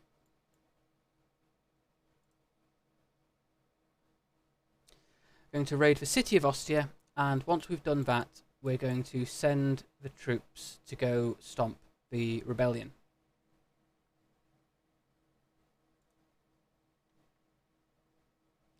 Let's go.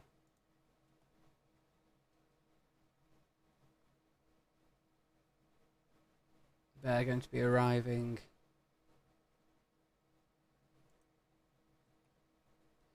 in 5 months. Let's have a look how it's getting it a bit close. So we will demand payment, 38 gold. Call allies, and we will call Countess of Sussex. No, okay. Holy Order. We'll call the Jorms Vikings. Watch as they go and stomp all over the peasants. No, they're apparently not going to do it. Cool, let's raise some mercenaries. Go and join the fight yourselves. And where are my raiders? 3 months out.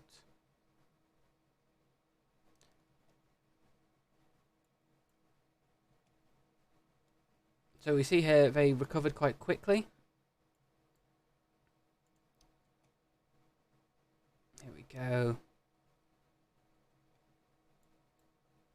So you can stop always raiding, but can go and hit that guy who has been raiding me. We've won the war against the Catholic uprising. 24 martial. That's nice. Enforce demands. You are going to immediately become one of my knights, and we will throw you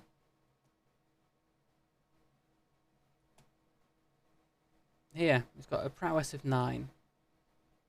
You're going to stay. I'm going to force you to become a knight. Constantly.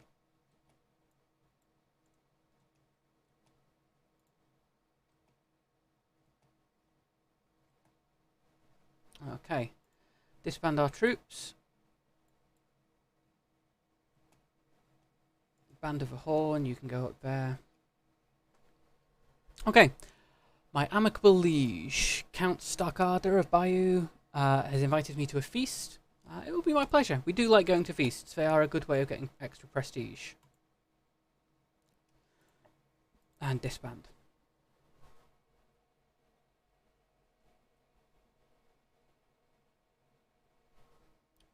Let that go forward.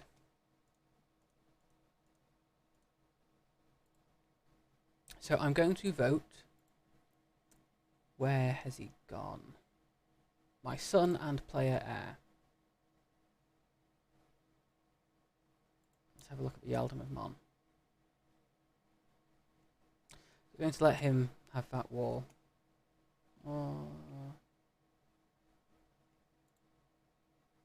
Yeah, we'll let him have that war for now.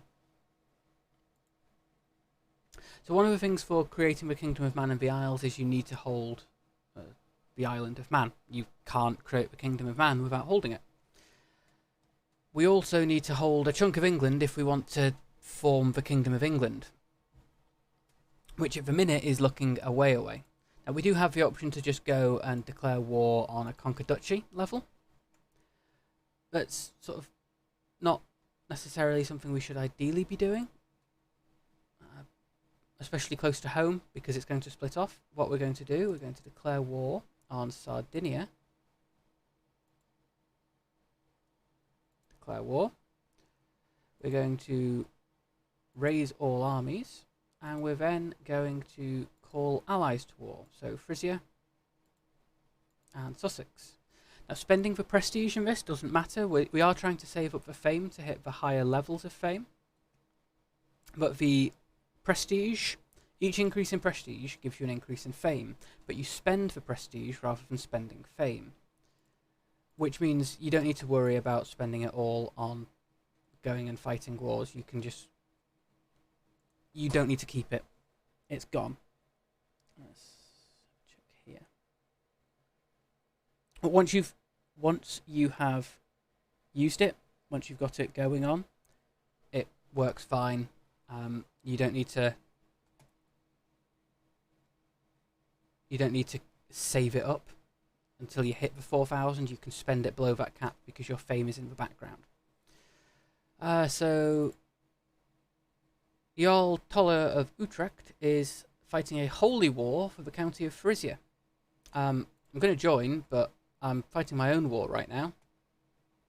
So I might not be very useful in that one.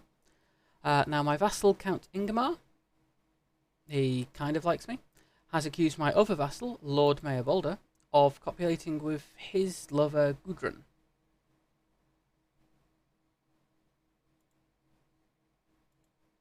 Such things cannot be accepted outside of marriage. Yeah, okay, I'll just imprison people. I am a pinnacle of enlightenment. Oh. You don't like me? Who are you? Demand conversion.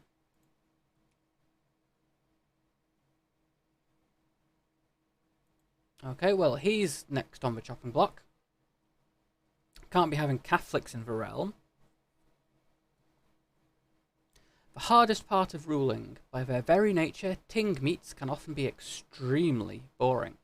If tempers don't flare and no one gets dramatic, then it's just a long list of low-ranking freemen discussing petty affairs and standing out in the rain. Yet as Duke, I am required to be here, growing older every second, watching the men of Hertfordshire talk each other to death, wishing for a war to save me from this living hell. I am already in 2 different wars. So my options are must stay awake. I have a 22% chance of staying awake, a 78% chance of falling asleep. I could be doing useful things during this time. I gain daydreaming about gold, which gives me +3 stewardship for 5 years, or have a nap. Yeah, I'd like the bonus to stewardship. That's quite good. Takes me up to 16, which is a good score. We'll unpause, let that fight go through. We also need to employ a marshal, so we'll have a look. So we've got the angry vassal. I'm not letting an angry vassal on my council. I'm gonna have to put this guy who's angry but unimportant on. Actually, no. Let's replace you with a less good here. He can train commanders. It doesn't matter that he's less good. For marshal is useful, but you know, in the long run of things, it's not hugely important. And for our learning perk, we're going to pick restraint, which will allow us to, if we want to, become celibate. At this point, we only have one child. It's probably not worth it. Once we hit, of course, she becomes pregnant as soon as I say that. So, chat, I need you to start thinking about new names for our next child. I can't call this one Junior Junior. Well, I can. That wouldn't be an unreasonable name for them, I suppose.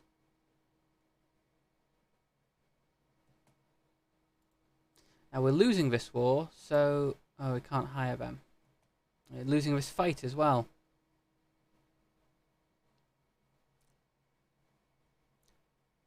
And we're losing even more. So what we're going to do, with 3 options in any fight, we can surrender, which is when we lose, we pay money. Enforce demands, we gain what we're after, or we can white peace. We spend a bit of prestige, but we don't have to worry about all the gold. So we're just going to white peace at this point. I've got a daughter. Fredescender. So, chat. Did you think of any names for a female child? Because I need one now. Because I can't go through with a daughter called Fredescender. I will not remember that.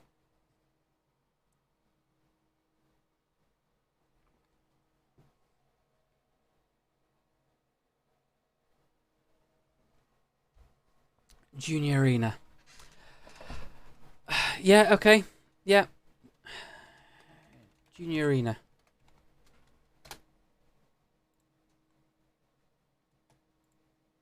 So, one interesting thing, I say interesting, Dan has offered to happily trade. So, yeah, I'm going to trade with him. So, I get popular opinion there, and he stops raiding me. So, from the other side of this event, where we would have the option to stop raiding, I'm going to do it because I don't want to have all my cash stolen. Let's go send our group into Utrecht for the fight up here. Now, one of the things that was interesting in Crusader Kings 2 was that by using the name, the names you used for previous characters would get more heavily weighted in your current culture. So if you had started off and you decided you'd name all your characters after the Hellenic gods, over time you'd start seeing completely unrelated characters called Zeus or Aphrodite pop up because they were descendants or they were sharing a culture with a highly prestigious person. So, Age of the World. I have been studying the ancient religious texts and the writings of scholars. They all seem to agree that the world will end 6,000 years after its creation. By my calculations, we are less than a century away. However, my Hofgodi, Asa, urges me to keep it to myself. Leave it to the elders and avoid panic. What if your calculations are wrong? So, everyone deserves to know the truth. I gain 50 learning lifestyle experience, 150 prestige, but spend 50 piety. This may lead me down a path of cynicism, and I gain stress because I am zealous. A reasonable point. I gain 25 learning lifestyle experience. I spend 250 piety. I gain 250 piety. Spend 75 prestige, and she gains 10 opinion of me. Or I should consult with Morgodar. I gain 100 learning lifestyle experience. We're after the learning lifestyle experience. We will pick that. Thank you very much, Asa. And we need another steward. Well, we don't seem to have any good steward characters. Assign you, and we will switch in you. Because you like me.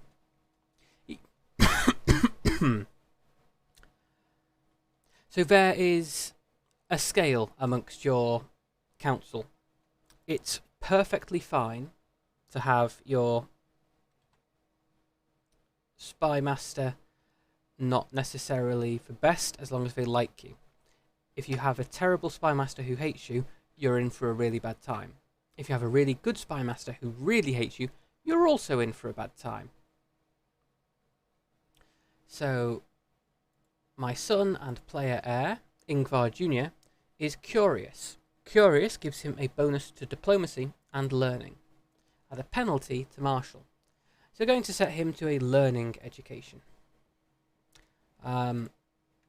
We're also going to... Oh, my wife's a lesbian. That sucks, I can't seduce her. I really should have checked that before marrying her. She's got a kid, though.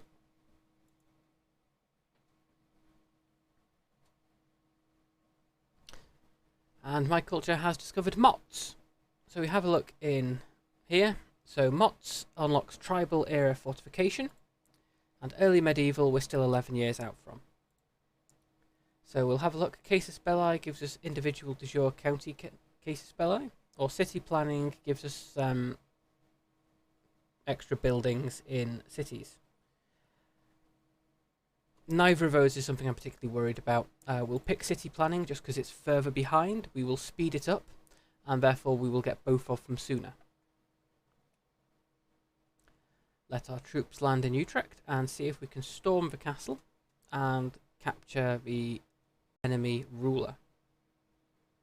We're unlikely to be able to do so, but they're over here messing around.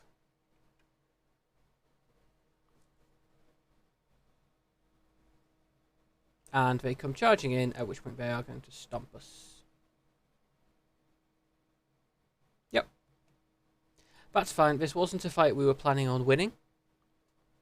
And to be honest, we've done our duty. We joined in on the fight. That was all they could have realistically asked for. So you can be disbanded. It's now going to take 4 months for all the soldiers to return home.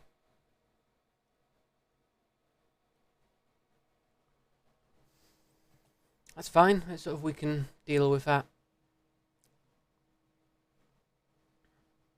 The main problem is we're just being at war for a long time. It's a pain. But we've lost. War's already over. We don't need to worry about it. Ah, my wife is pregnant. That's good.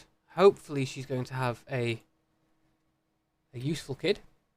Okay, Lord, let's go through all our prisoners. So, Margot Afantres doesn't hold any claims. Her parents... Oh, she's the granddaughter to one of my vassals, so we will let her go for money. This dude, my vassal, I imprisoned him because he's a fornicator. Yeah, you can go as well. Can't really judge you for it. Nadia, 9. Can we ransom you for 10 gold? Yes. Abu Bakr? No, we're keeping him. Remember, because he's the Saeed, we're going to marry him off to a sibling and then grant him some land. And Caesar Vuto, ransom you off.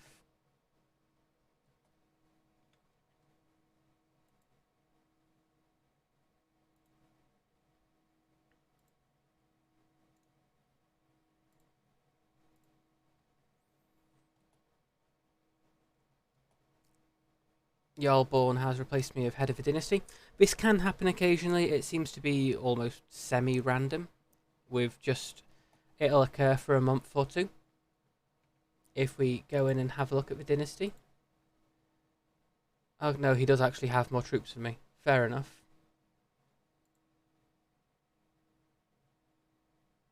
Because he's hired a holy order. That's something I can live with. If I'm being honest, it doesn't matter too much. but now we're going to raise all armies, and we're going to go and get some more cash. Okay! Solace in Script. The latest work of my acquaintance, Jarl Torre, has become all the rage at court of late. This piece deals with feelings of sorrow and loss, and Torre has publicly dedicated it to me. That is very exceedingly nice of him. So we have Mourning and Mourning. How cruel a mistress is random chance, to deprive the world of such beautiful dance. When one so great falls so far, 'tis rare for any to scape less a scar.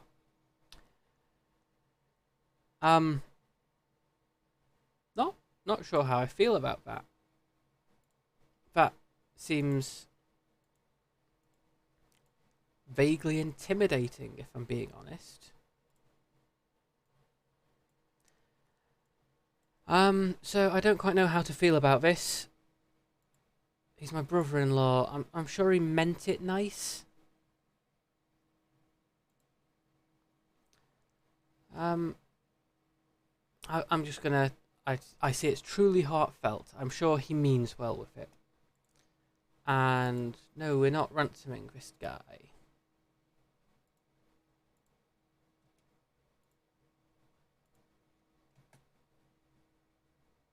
Oh dear, my wife is no longer pregnant. That's not great.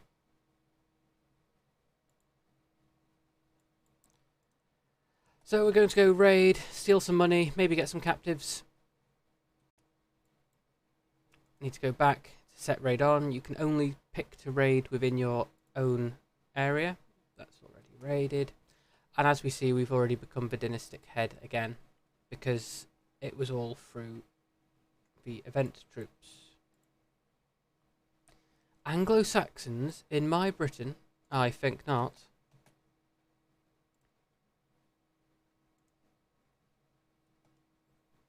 We're going to go the long way round, so we only lose 100 troops. And they've declared war on me. Okay, we're going to call Frisia to war. We're going to call Sussex to war.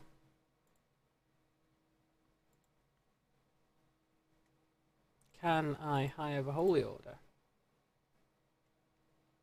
I can. Why? I mean, I'm not gonna...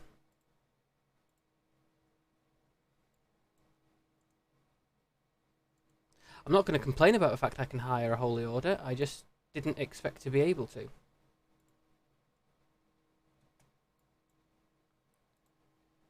We're going to replace the command... Oh, we're going to... Let's have a look. Flexible leader. These guys are raiding my capital when there's a lot of men next to them. Right, we're going to go kill them.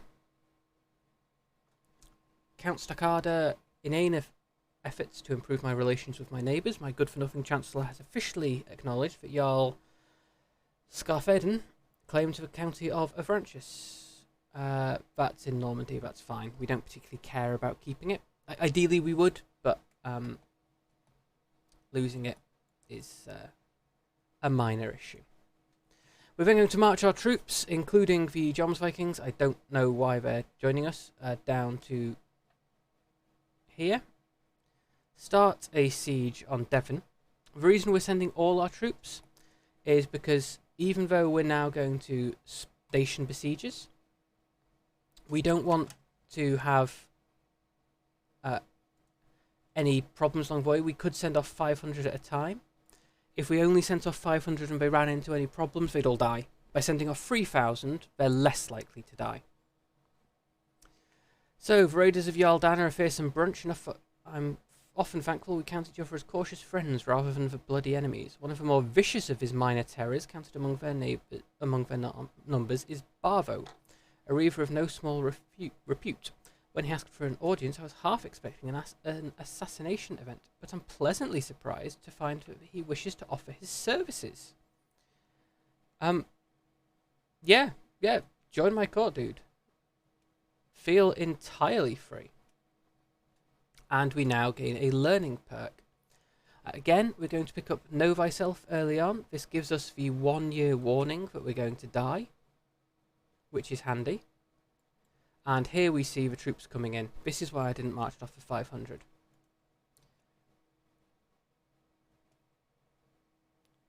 For some reason, you're going in the wrong direction, my guys. Come on.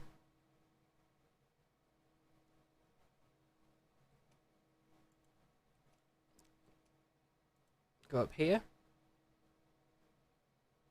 Now we're on it. Okay, they're not joining in. So let's see, can we win this battle? We can. We have better quality troops than he does. So we are absolutely stomping them.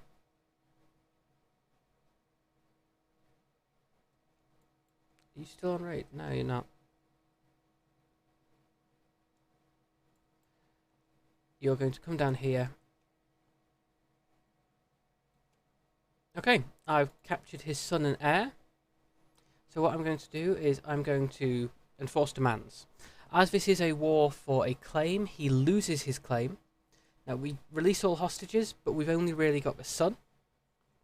He then pays me 44 gold, which takes me out of the hole entirely. And I gain 125 prestige, and my allies gain 125 prestige. And we're then going to immediately disband all my troops, because we want to try and stop losing all that money.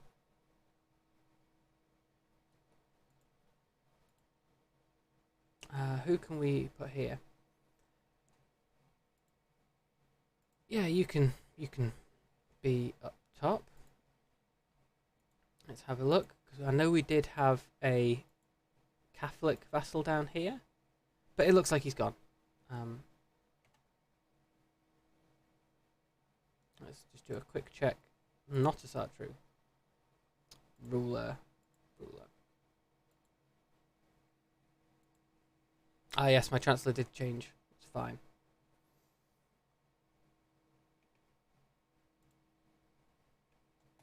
Okay, my daughter. We're going to have a quick check here. My prisoners. Okay, so we're going to ransom. 10 gold is nothing. That's terrible.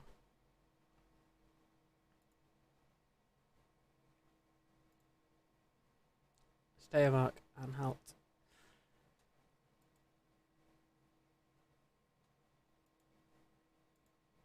Okay, let's declare war. Conquer Duchy of Mallorca. To raise all armies. We're going to go to the prisoner. We're going to negotiate release, demand conversion, gain weak hook, and recruit.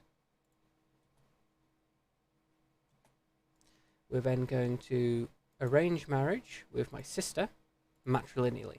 So all their children will be of my dynasty.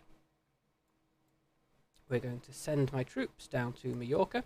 And this is going to be another family tree, or family branch, I suppose. Commander promoted. My marshal, Count Yatvarda, has been showing off a promising new recruit. He may not be of as noble stock as you, my liege, but on my name, I swear that Ealdmund is someone you would want on your side. He's not terrible. He's average, and he's got a rough terrain expert. You can go away. I'm not particularly interested in him. He's not of great skill by any means. Let's have a quick check. Why are you giving me... Just want to check, because he was a Catholic, that my marshal wasn't Catholic, and he's not, so I'm not sure why he's giving me Catholics. Maybe it's the best he can find.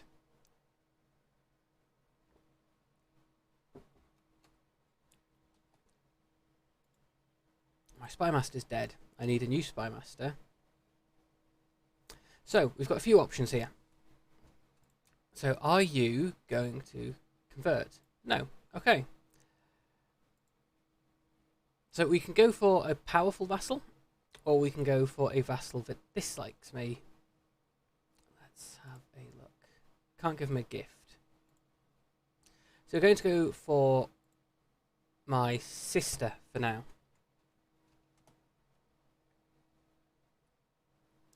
She likes me. She's unlikely to murder me. Fingers crossed.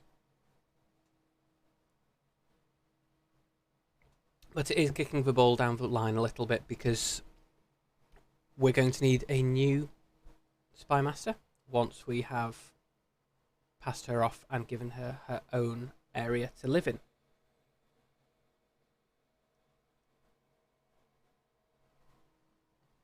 Let's let that go through.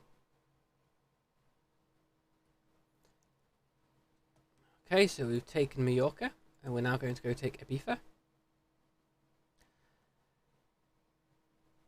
We've captured his wife, but he's not willing to settle. Okay, so Abu Bakr, my brother-in-law, has just come to me during the night to tell me he has a secret of my steward and knight.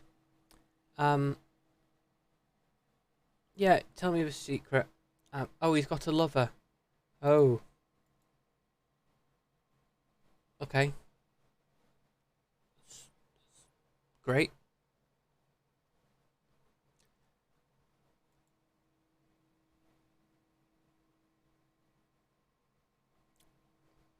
So my mother is a wise woman, just deeply understanding of people's needs and desires. She often offers me guidance when dealing with others. I need all the advice I can get. She gives me +3 diplomacy. Or my court is mine to rule.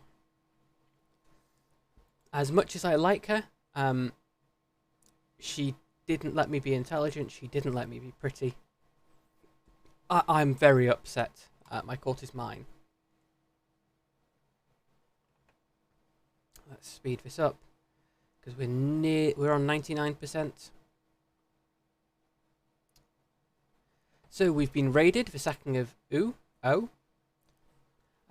Lord Mayor Balder has paid the price for Jarl Carrie's avarice. With the fall of the settlement of swaths of Greater O are left undefended. Unopposed, the Nordic Jorvik raiders have run rampant, kidnapping and enslaving every skilled worker they can find. I curse them, I spend 35 prestige, I pay a weregild and he gains 20 opinion of me, or I help them rebuild. So we'll help them rebuild. This gives for development growth. So long-term development growth is what we need because it means we're going to eventually get the quicker techs there. They've retaken Parma. So we now need to go take it again. The higher techs over time is something that you will inevitably unlock everything. Okay, my vassal has arrived with a grand possession of diplomats, champions, and entertainers. The fellowship is a parade led by Yatvardar himself. In a booming voice, he announces he is here to pay homage and comes bearing gifts of gold. Excellent. Give me the gold. We could ask for more, but he'd dislike us, and at this point, it's not worth annoying. Okay, my sister has given birth to a son. It's not worth annoying my vassals just for the sake of an extra 25 gold. So my sister has given birth to a son. He has the Saeed trait, as we'd said. This means that every single Norse or Asatru is going to have +5 opinion of him. So we can name him anything because he's part of my dynasty and he's within my area. So do we have any ideas on what we're going to name a nephew, or are we just going to let him go off and do his own thing? Choose his own name.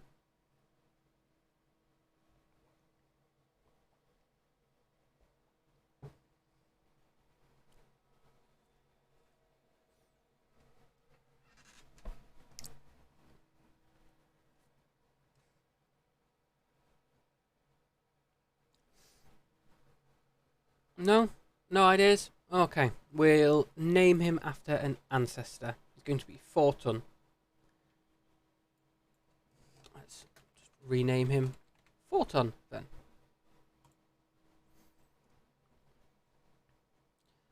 So we're now gradually trying to take everything. You've had your fill of power. Fair enough. It's a lot of power to take, naming children. So in the course of a practice duel, Stein has been struck. My marshal called physician at once, but Stein died. Well, that's a pain. We don't actually have a good steward character. However, why can we not replace you? Yeah, there he is.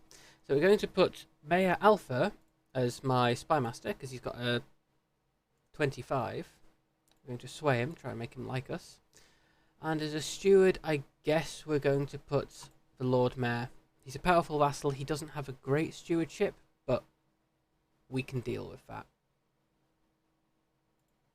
And we'll then convert Essex. It's going to take 9 years.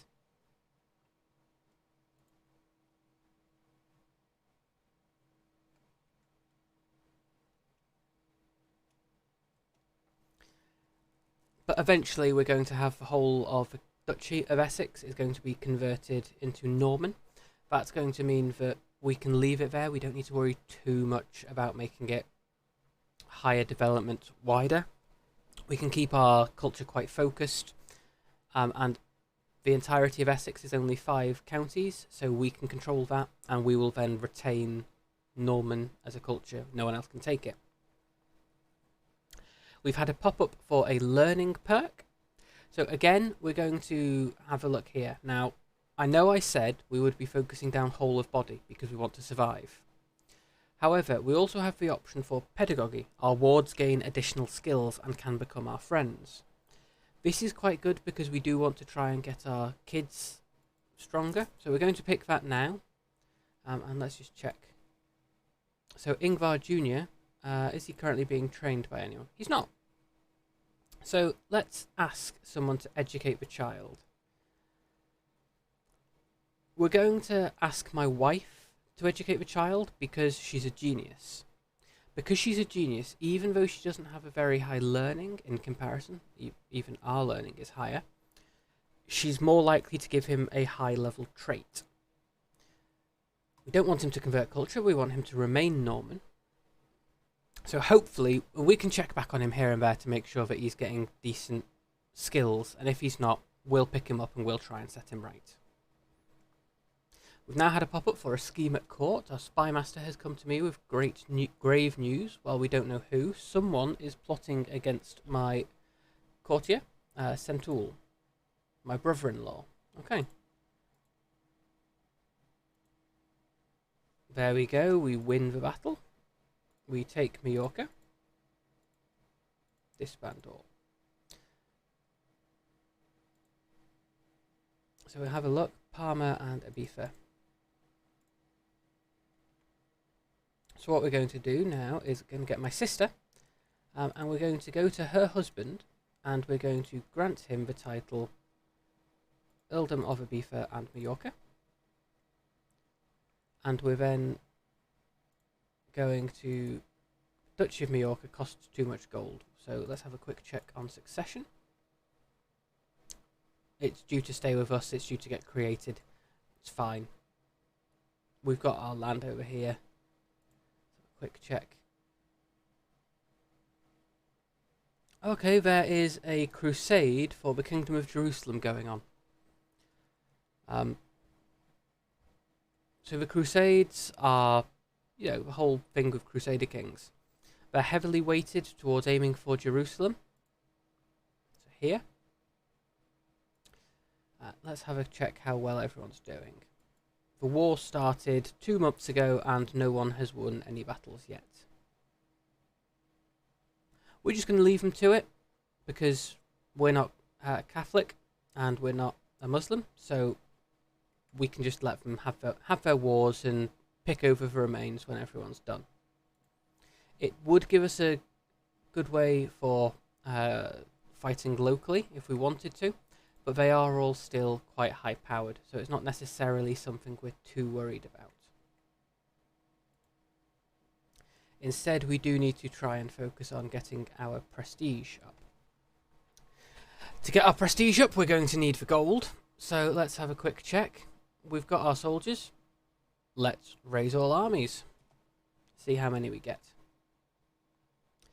My niece has been showing signs of pregnancy. And everyone thought her husband was the father, but it's become clear that she's been sleeping with a evil, club-footed guy There's no accounting for taste, is there? I'm not sure what she's thinking here. I'm guessing she loves him. So we'll let the troops get raised here. Forget my niece sleeping with whoever it is. Now let's have a quick check. So I knew there was some Catholics in Wales because when we check the Crusade map we can see them. And if we have a quick check, there only really seems to be 3 groups. So we've got Brycheiniog, Thurlix, Amwyth and Cheshire. Cheshire being part of Lancaster, except that's by a Norseman. So we're going to send them out to sea. And they're going to come in and we're going to go through the middle of Wales, steal all their money as they go. We're losing some money from having them raised, but it's not too big of a deal. We can ransom someone for 50 gold. It's good.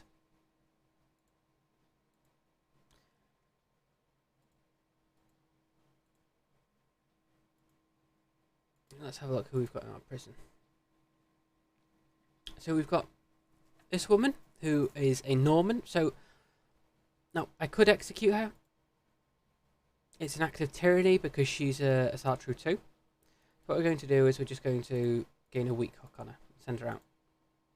Now Godifrus, on the other hand, we're going to execute. He can just... We can kill him, see what happens. It keeps our stress down. We gain that little bit of extra piety, which is nice. Here we go, doing some raiding.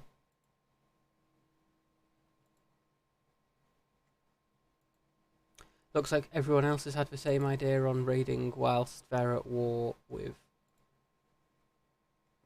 the Arabian Kingdom.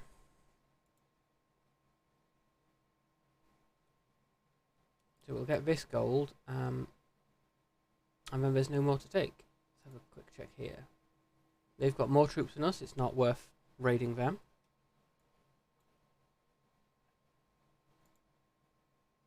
You've got less troops. We're going to go steal your cash too.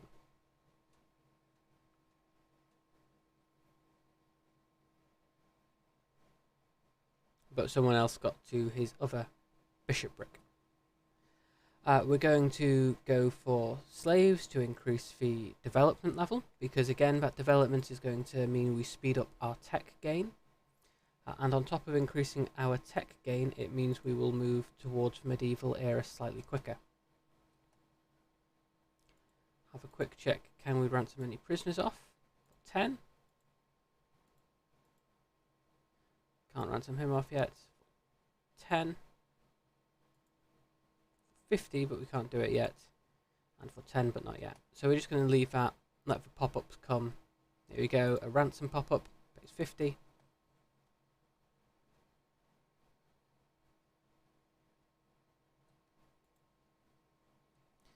Let the raiders go over. And drop the gold off once they move in. We get back some prestige, and we're going to disband them. And my wife is pregnant again. That's good. Go more gold. That's ideal. And we will switch our council onto getting them back. The old Tory has sent us another poem dealing with feelings of sorrow and loss, and he's dedicated this one to me as well. Rainy nights in summer. How cruel a mistress is random chance, to lead us all in this cursed trance, alone bereft without that sweet man, who next among us will end his span. This seems threatening. I don't quite know how to deal with this. Torre, I can see this is truly heartfelt or puffed drivel. This feels threatening, so I'm going to call it drivel. I don't like being threatened through poetry. Thank you very much, Jarl Torre.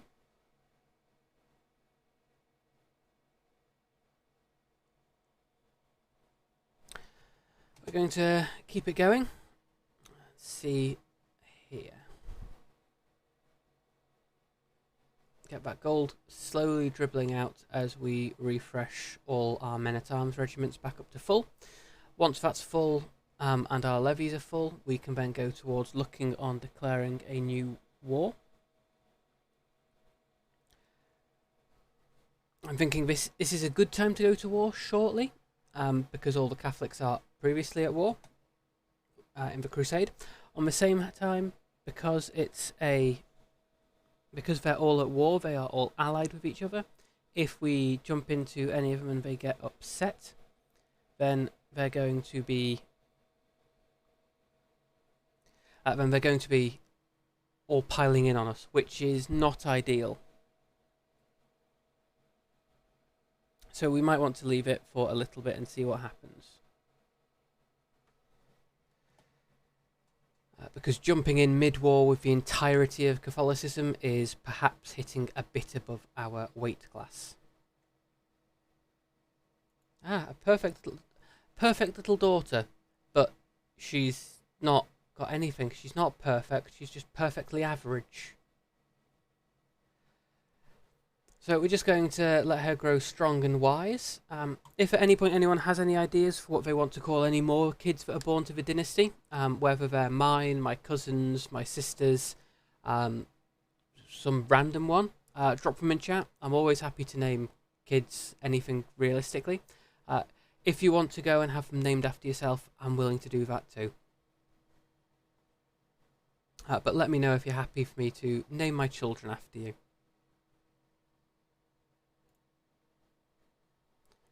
We're slowly getting there, refilling our levies. Oh, she's pregnant, that's good. More kids. So I've now got a son, 2 daughters, and another one on the way. At this point, I think we're going to embrace celibacy. So I'm going to stop sleeping with my wives. I'm also going to leave those for a bit. Because with 3 kids, there's likely one of them's going to survive till adulthood. Having said that, I've probably cursed myself. They're now all going to die.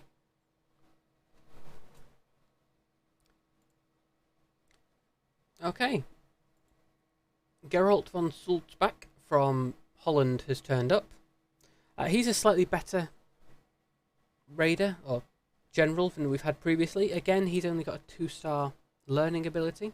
But he's a forder, which means he can cross rivers quite easily, and he's a raider, which means he gets bonus prestige. So yeah, great, you can join our court. And let's see, we're slowly ticking up.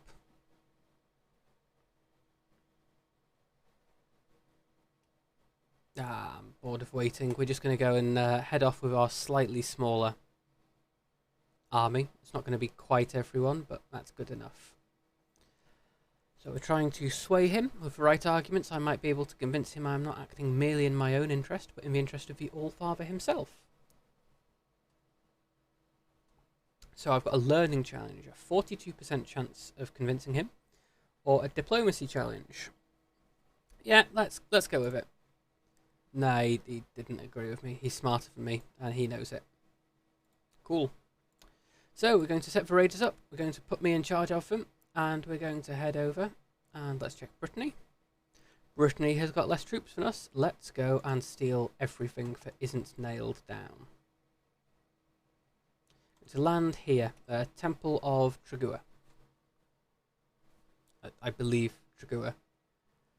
I didn't pay much attention in French. I've got a son. Great. It's going to split the realm a bit. Let's see how succession is going to work. Okay, I'm going to lose the Duchy of Majorca to him, which isn't a major problem. My sister holds that title, sort of, right now. So he will gain some land in the Med. He will be kind of useful there. He will slowly spread the dynasty, which is always good. We want to spread the dynasty, get that extra renown, become more well known, get the extra superpowers that come from it. And there really is no other way of calling legacies anything than superpowers. Okay.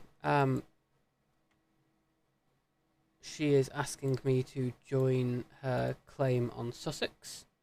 Yeah, okay. I'll join in. We will try and fight this war for her. See what happens, see if we can do well. My marshal has just died, so we need to replace him. We'll have a look through. Now we've got, again, we've got the powerful vassals, so we're going to put them on. Keep her on organised levies, so we get more troops come quicker, they regenerate quicker. And we're just going to then go finish raiding vans, which will give us about 60 gold, which should take us through the rest of the war, fingers crossed, so that everything works quite well.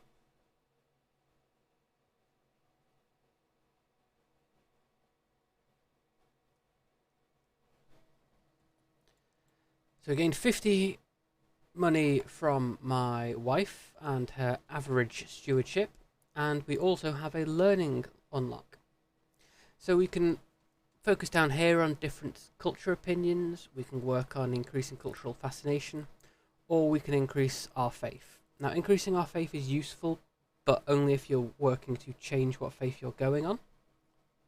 Instead, what we're going to look at is our wash our hands. Thank you for following, James Marks. Welcome to the stream. Glad to have you with us today. How are you doing? Have you had a good day?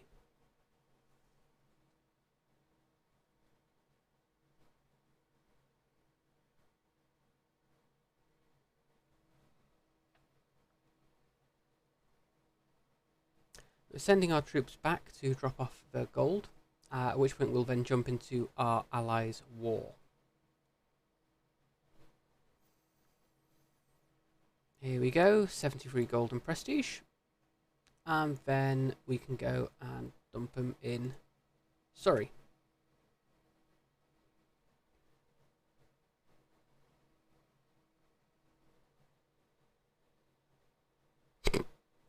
I'm glad someone finally triggered Nightbot. England just won. Oh, okay. Was there football? Is it rugby? Cricket? I am terrible with sports.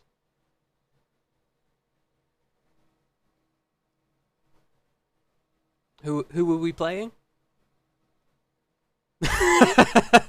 Yeah, it's set up on a timer. You shouldn't see it again for another while. Don't worry. Football. Is this one of the big ones? Czech Republic. I'm assuming that it's not a massive event. I know we've not got the what's the football Olympics called? The World Cup. We've not got the World Cup going on right now because I'm not sick of hearing about football. So I know that it's perhaps smaller than that, but I have no idea. Is it? Do we have a Six Nations of football? Is it the European League?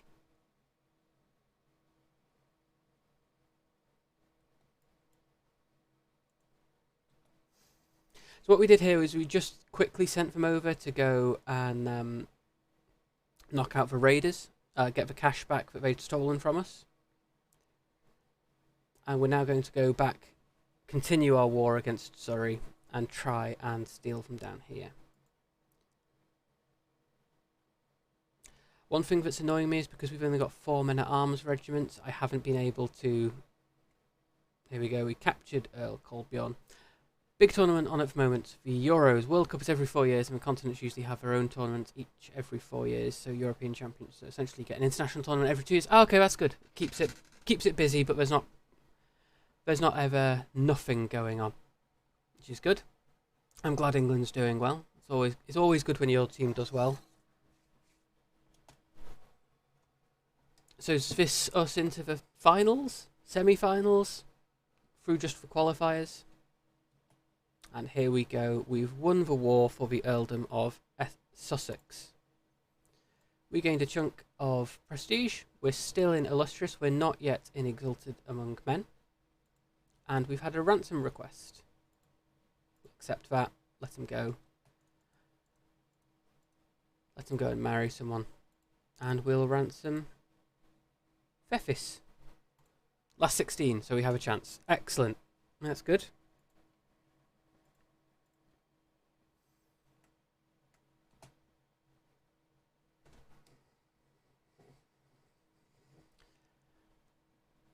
So we've got our troops back in. We're going to now disband all. We need to get that cash back up a bit.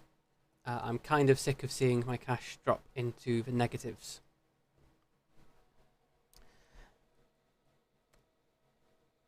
I say that, but I always get quite bored sitting and waiting, so it might not be for long.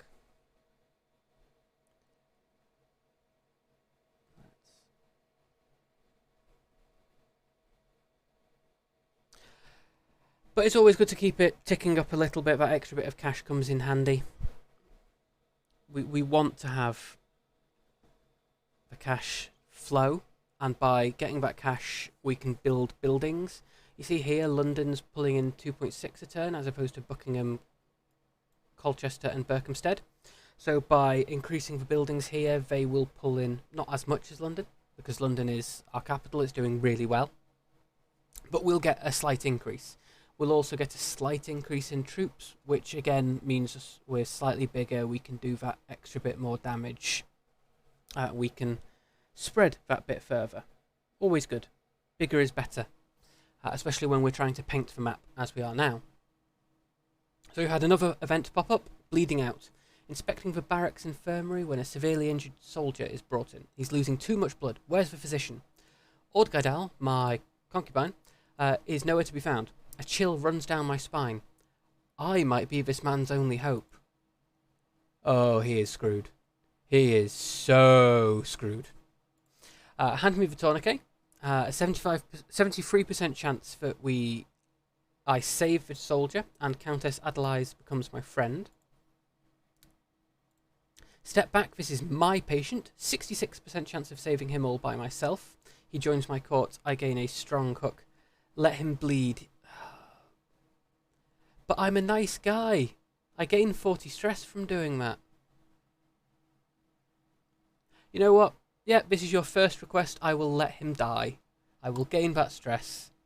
Everyone dislikes that.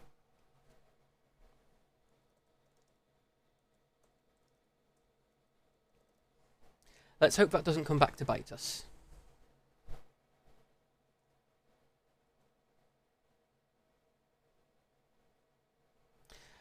Keep on ticking up. We've hit the 150 gold, and we've got another opinion. Yeah, you've corrupted me. Well, I've got to give you something. I've got to let you have something if you're sitting and watching. I let people previously name our kids. So if you've got any ideas for what we want to call kids, feel free to drop them in chat. Please don't be awful with it. I don't want to have kids named Buttface. So, drinking companion. I am drinking alone in the cavern when I see my friend, Count Abu Bakr, my brother-in-law vassal, and he's my friend now. Oh, but he's also drunk, one-legged, and wounded. He's really not doing well. I gave him that land to sort of try and hold, and he's just screwed everything up. Drink up, my friend. Crocodile Dundee. Yeah, wounded, one-legged. He's on his way to becoming his pirate.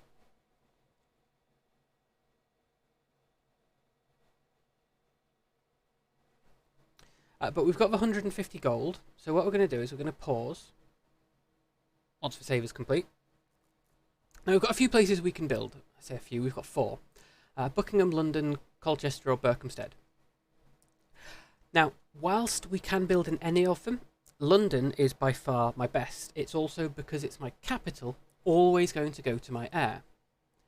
Therefore, I'm going to build in London, because we want to have a very strong position for my heir to always come from. Now, we've already built manor houses, which dramatically increase tax, because we can only build manor houses or mansions in farmland. We've now got farms and fields, pastoral land, regimental grounds, barracks and military camps.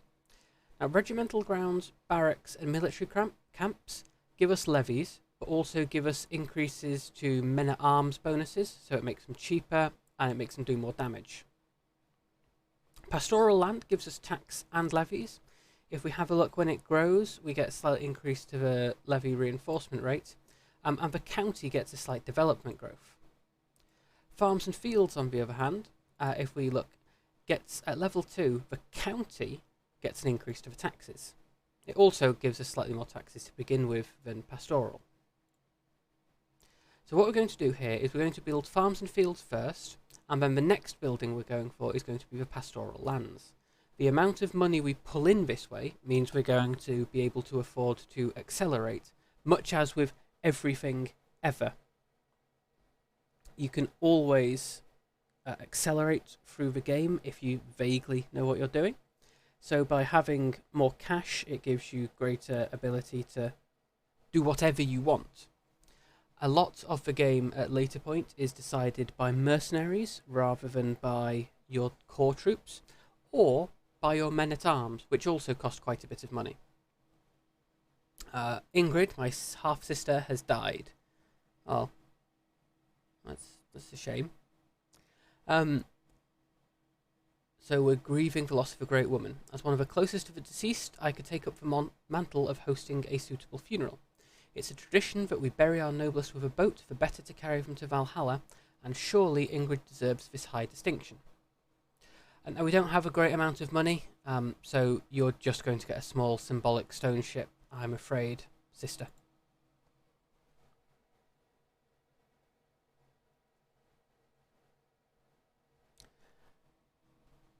But we should get some stress reduction, which will be ideal.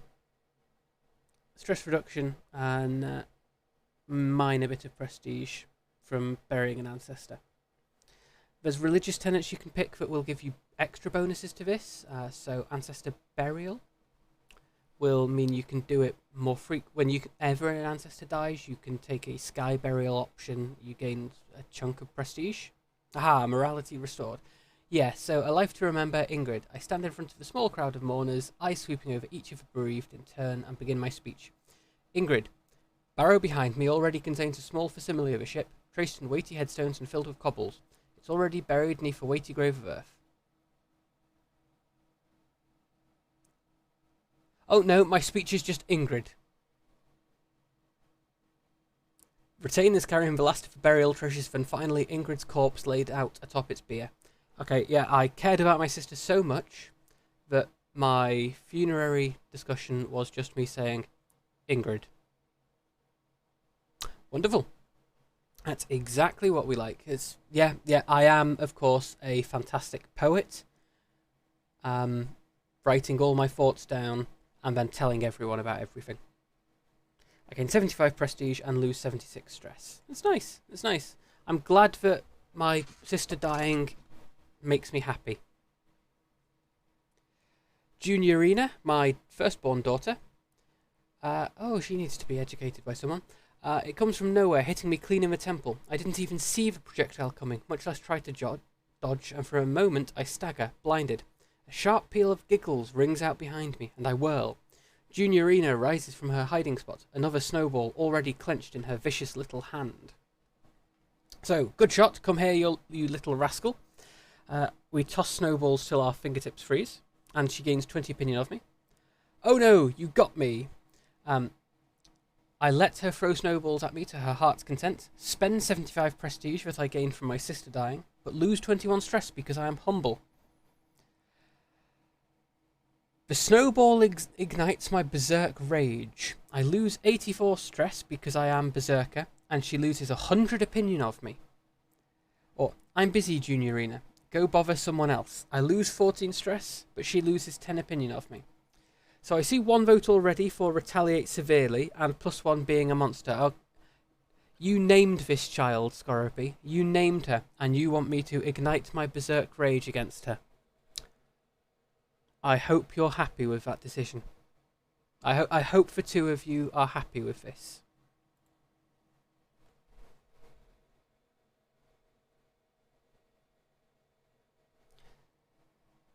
So my daughter now hates me.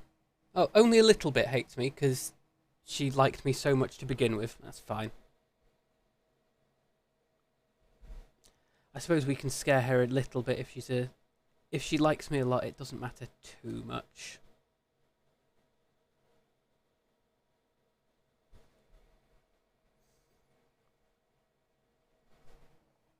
And we'll let it keep on tricking up. We need to get that gold back into the positive. Oh, my +1 was for your stress reduction. Don't hurt the child. Too late. I still want you to do this achievement thingy. I'm aiming for the achievement. I've got a son. I've got 2 sons. Ah, there we go. My culture has finally joined the early medieval era. New innovations are available. This is brilliant because we can finally work towards getting out of Confederate partition. Confederate partition is hell. It was known as Gavelkind in Crusader Kings 2, but that is a uniquely English inheritance. Confederate partition is wider than that, and it's what caused the original breakup of the First Holy Roman Empire into the Carling mess that we see on the continent through Crusader Kings 3. So, what we're going to do is we're going to have a look in our Norman culture, in early medieval. So, whilst there's multiple choices here on what we can pick, I pretty much always rush hereditary rule. Hereditary rule gives you a bonus plus 5% monthly prestige, but it also allows you to enact partition as its own rule. It's currently going to take 52 years to get there. As we are 44, that's not going to happen. However, if we have a look here, succession. So we have a look in realm succession. The realm succession law is Confederate partition. All children inherit equally. But also, as Confederate partition, we will generate titles that don't exist. So here, we're going to generate the Duchy of Majorca and give it to my second-born son. If we were in partition, rather than Confederate partition, we wouldn't generate these titles. It means we can then conquer as much land as we want and we don't need to worry about extra kingdoms happening. So we're going to work that. We've got 50 years, but over time our learning will probably increase a bit. So we will get towards an actual getting that within our lifetime, possibly. I don't hold out hope it will definitely happen. Let's have a quick check. Okay. We also want to try conquering the island of Man to try and get the kingdom of Man, because that's so powerful. That renown boost will take us way up, although we do need to be the dynastic head to get the biggest bonus from that. So we're getting called to war by Countess Kjotversdotter of Sussex on the Jarldom of Kent. Didn't we already fight this one for you? I mean, I'll do it. Don't get me wrong, I'll do it. But we did it already. Let me just pop this in here. No, wrong one. Here we go. So we've got the raid message here. Ignore that for now. But we've also got for who we're raiding this time. You decide. I've got a Google form set up, so if you want to go through and have a vote on who we're going to be raiding at the end of the stream, feel free to go through, fill that out. So far we have had one person fill this in, and we're currently looking like we're going to be going and raiding another small VTuber, not necessarily anyone playing Crusader Kings or anyone that I follow. So we'll go back to Crusader Kings, letting my army build up here. It takes a while because our soldiers are all on holiday. And we'll put ourselves back in charge. And we'll now go and capture the county of Kent for ourselves.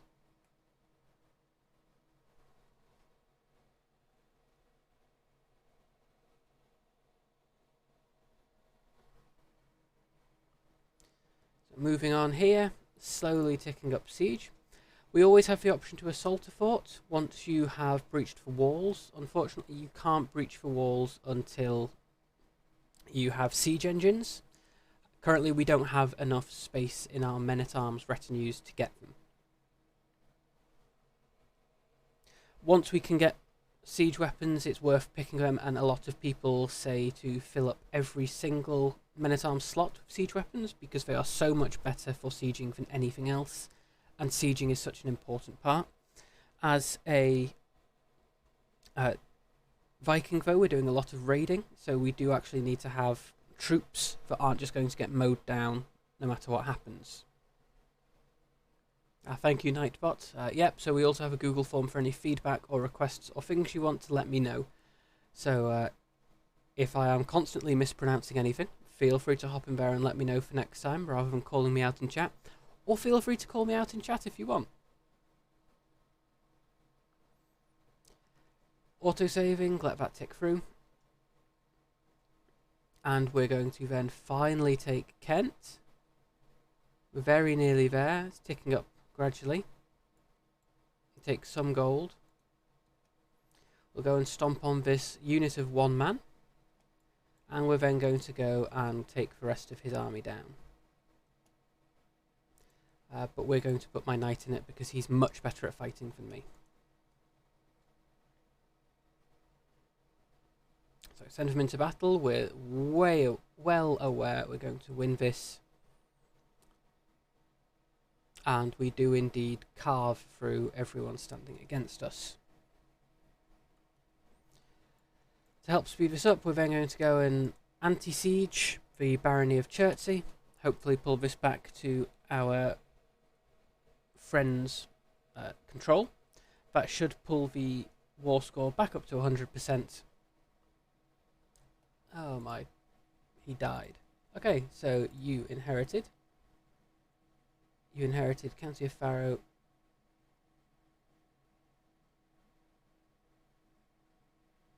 Okay, cool. I've stolen a tiny little bit of Andalusia. I'm glad to see that Andalusia is completely melting. Look at all these small realms it's split into.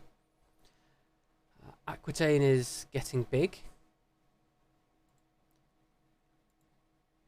And the King of France is a young child. I'm always glad to see the border gore that goes on amongst the Carlings. They do so well amongst themselves until they just melt. I don't know if any of you have ever played Crusader Kings 2, but in Crusader Kings 2, the Carlings there had a horrific mess in the inheritance. Because they had lots of special inheritance rules between them, it would get passed between brothers.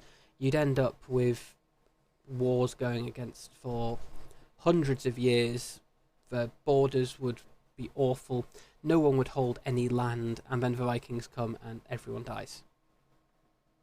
Okay, to make my spy master like me more, I will be sure to mention his relentless courage, or keep it short and professional. Well, he's deceitful, cynical, and gregarious. He's also a herbalist. I don't think he's going to think but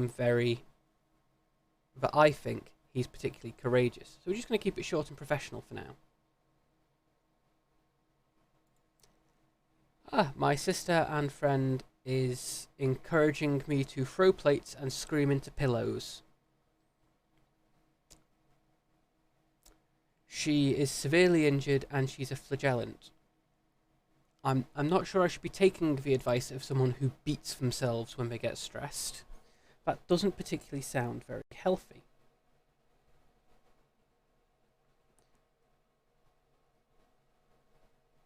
Still, we'll listen to her, I suppose. We now control Surrey. We've hit 100% war score. We're now just waiting on the AI to realise this and demand the war finishes. Sometimes the AI does this quickly, sometimes it can be a bit slow. Let's go. There we go. So be it. So Kent is... She's calling me to war again. On decline, I lose 750 fame. I kind of need the fame. So we're going to accept. I'm not a fan of this constant warring for someone else. Available perks. So again, we're going to stick around. We've got Iron Constitution for fertility boost and disease resistance boost. Carefree for minor stress gain, or leading to time between mental breaks. Leading towards healthy. Now, the thing is, we've now got some kids. We've got an heir and a spare. We've got daughters as well, so we've got 4 kids. I'm thinking we don't need to worry quite so much about this. So instead we're going to pick up the development growth focus from scholarship.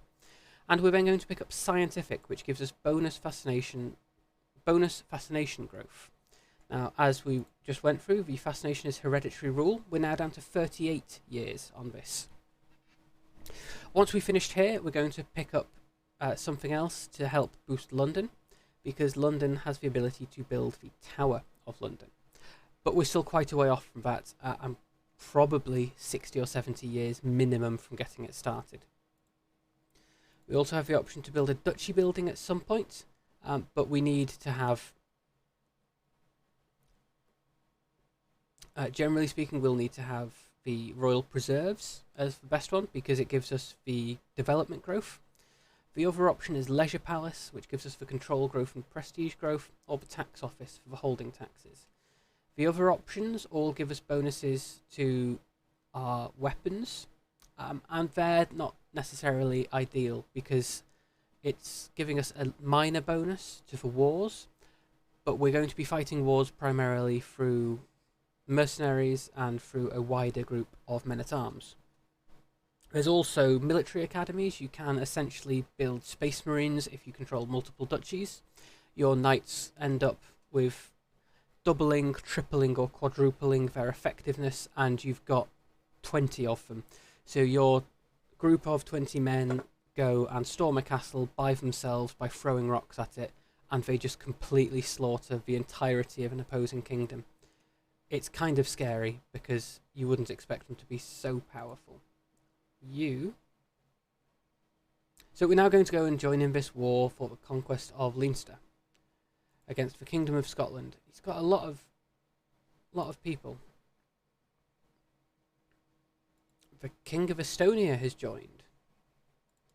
How many troops does he have himself? He's got 2,000 troops himself. Okay. We're going to go and siege the main area. We're going to go siege capital. Listen to the dirge of Normandy.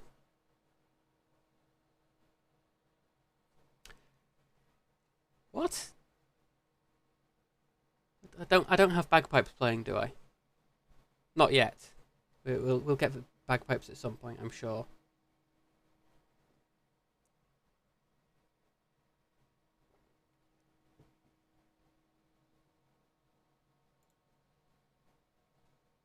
Can't assault the fort. We're waiting for people to come through.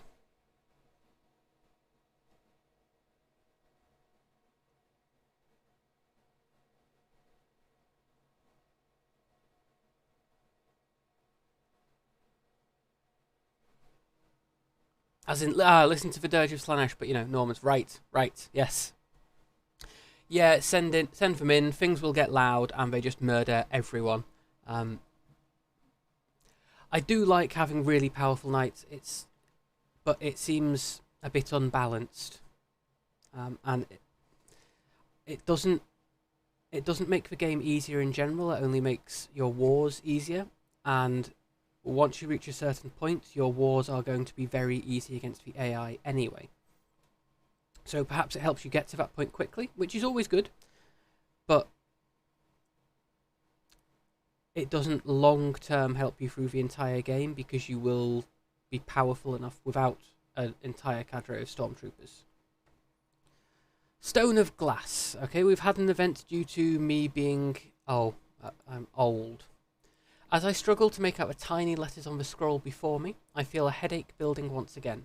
Why do scribes insist on writing such small symbols? I squint and try again. Nothing short of miracle. With the aid of a stone of glass, even old men struggling with bad eyesight could read with ease. So, my options here are: Assa, I require your assistance. I gain 300 learning experience, and Assa of Bebenberger, my Hofgardi, why is she my vicar, gains a weak favour on me. I need one of those stones. I spend 50 gold and gain 300 learning lifestyle experience. or sell everything, which is impossible to read. I lose 14 stress, but gain 50 gold.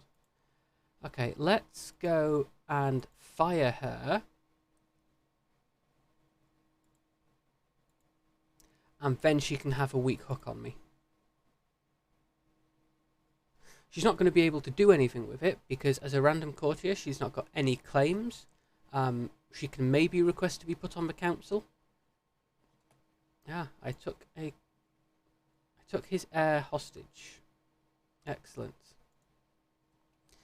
We're now going to go and try and punch his army in the face. Ah.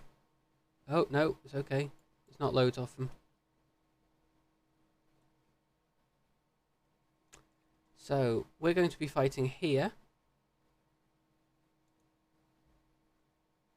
Looks like we're crossing a river. So let's get rid of Reckless and put on Forder. My son and player heir is a gluttonous, wrathful, sadistic, insightful thinker. Oh god, look at his stats, he's terrible. I shouldn't have let my wife raise him. He's rubbish. He's rubbish.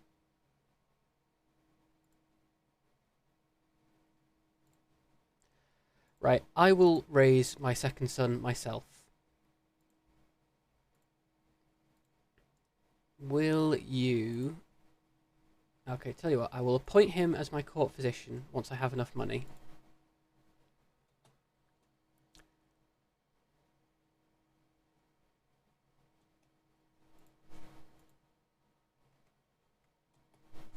Yeah, here we go. We're going to get our troops wiped here. We're not going to win this war. So what I'm going to do is I will ransom off his kids. It's not worth keeping them. We're going to lose this war, so I will just accept that fact, get his kids back to him and get the cash now. Okay, my spies have informed me about a hunter, so I will sell his kids back to him before the war is over.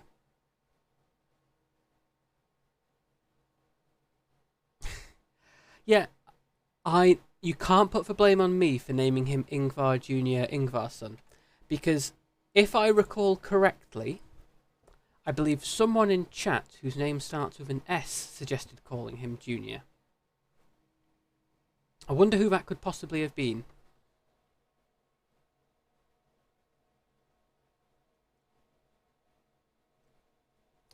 So what we're going to do is sell all his kids back to him, get the cash, hope for war score sort of hits -100 and the war just ends, because we don't want to keep this going on. We're already massively in the hole for cash.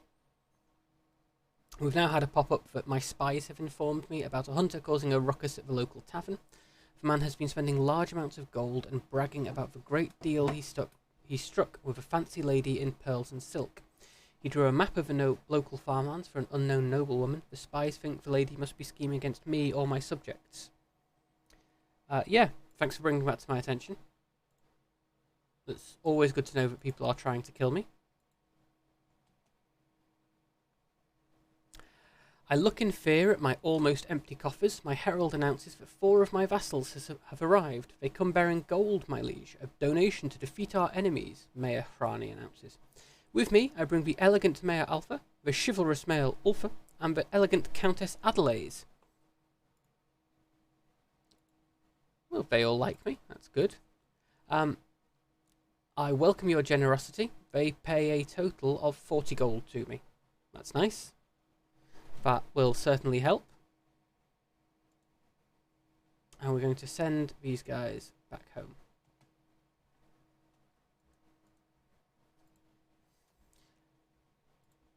Now, what we're going to do as well, what we're going to do with Junior is we're going to do... Why can't I... Oh, I'm at war. Once we've finished at war, we're going to send him to the Varangian Guard. Now, this is something we can do because we picked up in the Dynastic Legacy, we picked up the Wanderlust. Now that did give us the bonus troops when we did our initial Varangian adventure, but it also now allows us to centre the Varangian Guard as an option. That means they will get a perk that gives them the Varangian trait. Good night, James. Thank you for sticking around for a while, and thank you very much for the follow. I hope you sleep well. I am planning on streaming again on a Friday if you want to join us then, but you followed, so you should get the notification. So thank you once again, and sleep well. Catch you next time. We're now having a tourney day. The sun is shining and peasants are milling about the tourney hosted by my wife. All my champions cheer as Duchess Yngvar announces the tournament in their honour. And for once I get to simply sit and watch. I too cheer my champions. Each champion gains 20 opinion of me. This is a perfect chance to give Yngvar Jr. a few Oh wow, okay. There's an 11% chance that he gets loads of different bonuses. That's really good. All the day is in our honour to gain 150 prestige. At this point, my heir needs all the help he can get. So he now gets Reaver. He now gets raid speed plus 100 and hostile county attrition minus 75. That's really good. It means that he can raid significantly quicker. He doesn't need to worry about losing men. So we can just march across Spain or France and only lose 25 men per county. Admittedly, it doesn't give him any prestige bonuses, but when he comes of age, that's going to be great. We've also hit the Exalted Among Men level of prestige. Now, Exalted Among Men gives us a secular opinion plus 20, so non-clergy members, all our vassals, and it gives us a further plus 1 knight. If we can, before we die, we want to try and get the Living Legend. If we can hit the Living Legend, we can then, with the Isle of Man, form the Kingdom of Man, which is very overpowered, even if it's a terrible colour. We're also now not losing any money, so let's see if we can ransom. We can't ransom you off. Can we execute you? We're just going to execute you. You're not staying in my dungeon. And we're going to extort subjects. We're going to shake them until money comes out, because we need that extra money. Ooh, wow. Okay. He already knows for what purpose I am approaching him. I am loyal, I pay my dues, he insists. How can you ask more of me? Consider it an extra test of loyalty. He loses 40 opinion of me, but I gain 105 gold. Everyone will pay, causing my subjects to lose 20 opinion of me. I gain 20 dread, and I gain 155 gold. Or I am merely joking. Yeah, I'll accept that he dislikes me. I can imprison him at any point. Because he's a fornicator, which is a crime. So I can just send him to prison. No one will care. We also get to pick a new learning lifestyle. So we're going to pick planned cultivation. Increased development is better. And we're then going to, eventually, next one is going to be scholarly circle, which gives us learning per level of devotion plus 2. Currently, our level of devotion is devoted servant. So that will take us up to a plus 8 to our learning, which is going to be really good. It's exactly what we need. If only our heir was going to be any good. Demand payment from my nephew. Yes, thank you. Demand Count Fortun Crackerson. We are going to arrange a marriage with you. Who are you at war with? You're losing in a war against peasants. I'm not going to help you. If you lose, you deserve to lose. I care about my family so much, as you can tell.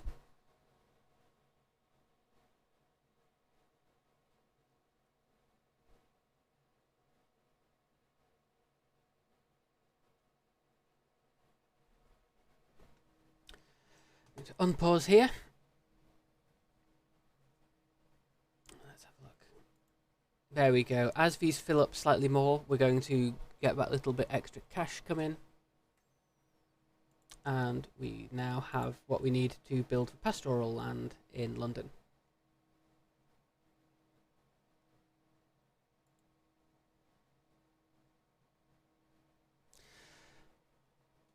A scheme at court. My spymaster has come to me with grave news. While we do not know yet who, someone is plotting to kill my champion. Boy. Ah, yes, him. Do we all remember Boy, that random peasant who tried to declare war on me and has an absolutely obscene martial score?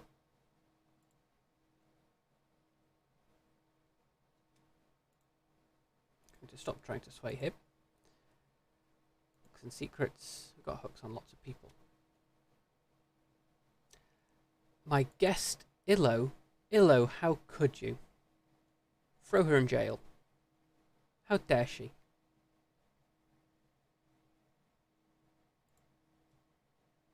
Oh, and you're back as Hofgarde, are you?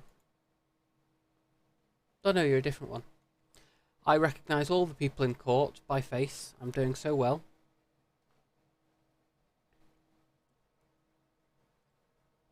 And we've had an important decision pop up.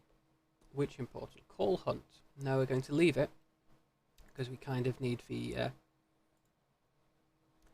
we kind of need to let that gold increase. We don't want to just have everything burnt again. Raiders. Nope, they're gone. Appoint a steward. My vassal knight, he's got a stewardship of 15, and we're going to convert Buckinghamshire to Norman. Once we've done this, the entirety of Essex that we control, there's also Viking Essex. If we control this, we'd control all of Essex, but we don't need all of it. We can leave it for now.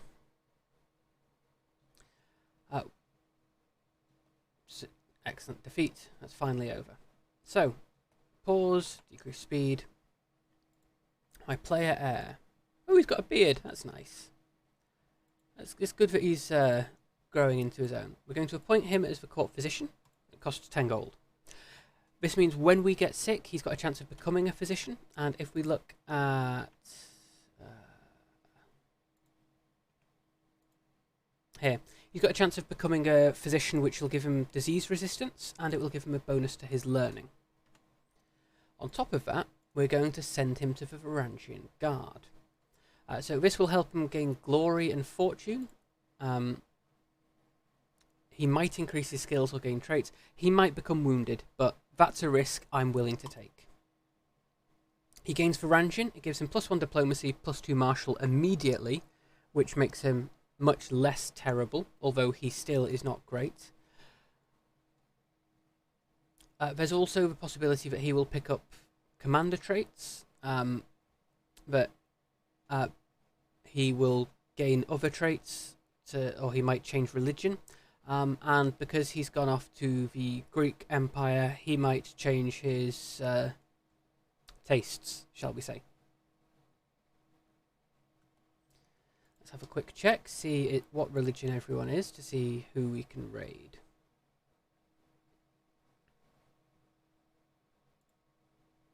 Cumberland. Cumberland is Catholic. We've got 1,000 troops. Well, we're going to raise our entire army then. Speed up so that they load through quicker. And start raiding.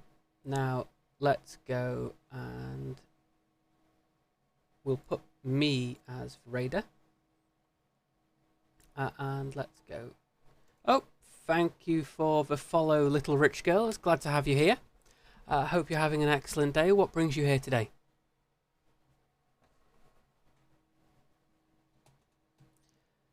No, our troops decide that the best way up is to march straight through the middle. So we're going to send you out to sea and come in this way.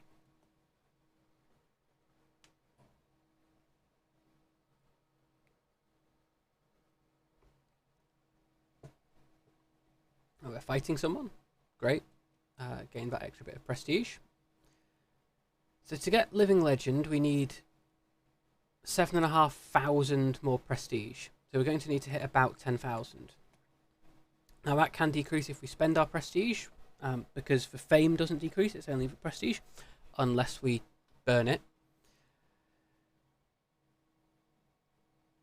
So that might be a problem. We're going to need to do a lot of work to get that picked up. So my daughter is no longer a child, she's an adult. Even a child that displayed little inclination towards administration, such as her, can come to truly understand it, displaying a thorough understanding of the flow of gold and the wanderings of people. She even expresses a remarkable creativity in dealing with these matters. They grow up fast. Yeah, she's even worse than my son. She's got zero intrigue. She just trusts that everyone is exactly as they say. Got a learning of 4. That's terrible. So she's stupid. She's very trusting. She's all right with numbers. Not very good at fighting. And she's not very good at being nice to people. Let's see. Can I marry her off to one of your sons? Arranged marriage for my daughter. You accept matrilineally? No. Okay. So the reason I'm aiming to marry her off matrilineally is that means that my people will, or my dynasty will hold the... Ah, here we go. My dynasty would then hold that land. If we just marry her off patrilineally, they will hold their husband's title. Now, this guy we've married her off to has the Principality of Kiev, held by this dude. He's currently had war declared on him. We will see whether we can do that war for him to get some land, because eventually that means she will gain that land. Not necessarily definite going to happen, but we can look for it. Okay, my son has been severely injured during his trip to Byzantium. The injury runs deep. I fear his body is not strong enough to fight it on his own. I feel death lingering by his bedside. The physician wants to know how we should treat him. So we can be cautious. Safe treatment might lessen the pain temporarily, but has few risks. The time has come for drastic measures. Might have great outcomes, but could also lead to worsened outcomes. No treatment, or the choice up to my son. He's got an intelligence of 9. I'm probably going to pick. I'm going to do drastic measures. Disastrous mistreatment. What a mistake. What a surprise. He is so bruised and swollen, he barely looks human. As I grab his hand, my son attempts to speak, but no sound passes his lips. The aromatic physician, standing in the corner of the room, anxiously wringing her hands. We all knew the risks. You are forgiven. Well, he's not doing great. He's ailing. That's not good.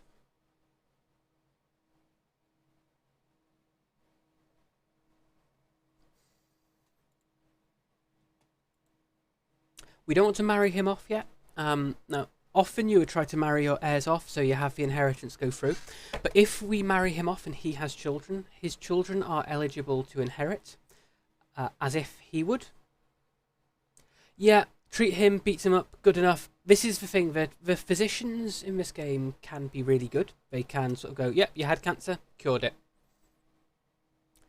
But they're also renowned for being terrible. Crusader Kings 2 is widely renowned for your physician going, oh, you've got cancer.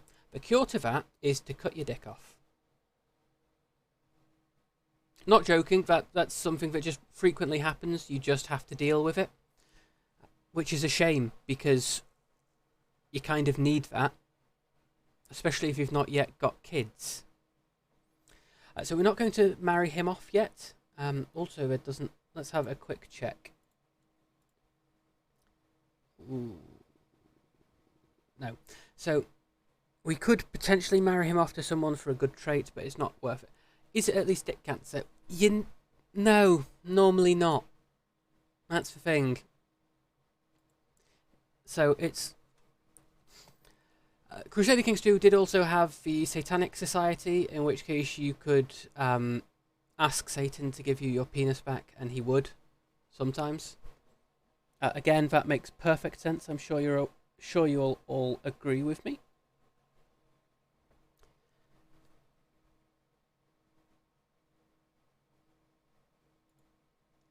Okay, my son and heir is humble. I caught him trying to steal from a travel chest of Mayor Ulfa. We can tell him we're all small pieces of the world. We keep him humble. We can try to cover up his wrongdoing to gain deceitful, or we can gain honest. Okay, so honest is terrible. Honest makes it harder to do any plots. When we started as Bjorn Ironside, we had honest, and every time you try to kill someone, you get unhappy, you gain stress. Deceitful, on the other hand, is a sin. Now, whilst it boosts his diplomacy, it has a malice to his diplomacy, it boosts his intrigue. It does mean he suffers from piety decrease, but I think it's worth it. Okay, we now have the option to, because we're stressed, we can seek solace in our journal, or seek solace with my friend Frida. That will lose me 42 stress, so that's a much better option to pick here. I'm sure you'll all agree, losing 21 is not as good as losing 42. I'm now no longer overwhelmed.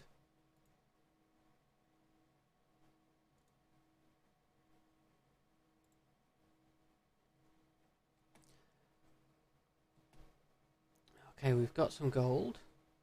So let's have a look here.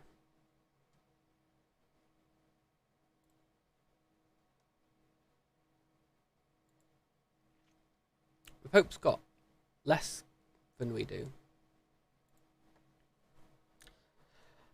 So we can now look to conquer more land, potentially, if we wanted to. What happened to your other... Oh no, you still hold it all. Okay, that's good.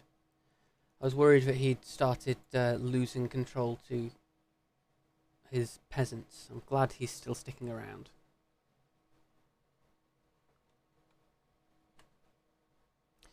So what we're going to do is, I guess, for the prestige bonus, we need to have more prestige. Diplomacy minus 4%. Okay, let's have a quick think here. So we can go for a kingdom, but to get that kingdom we need a chunk of prestige. So to get that prestige, what we're going to do is we're going to have events. I can't host a feast or call a hunt because I'm commanding an army. Where are my raiders? Ah, we're raiding, that's why. So we're going to continue raiding. We're going to try and get the raider trait because we need the raider trait for the Kingdom of Man. I've sort of got my fingers crossed we'll get enough to get there eventually.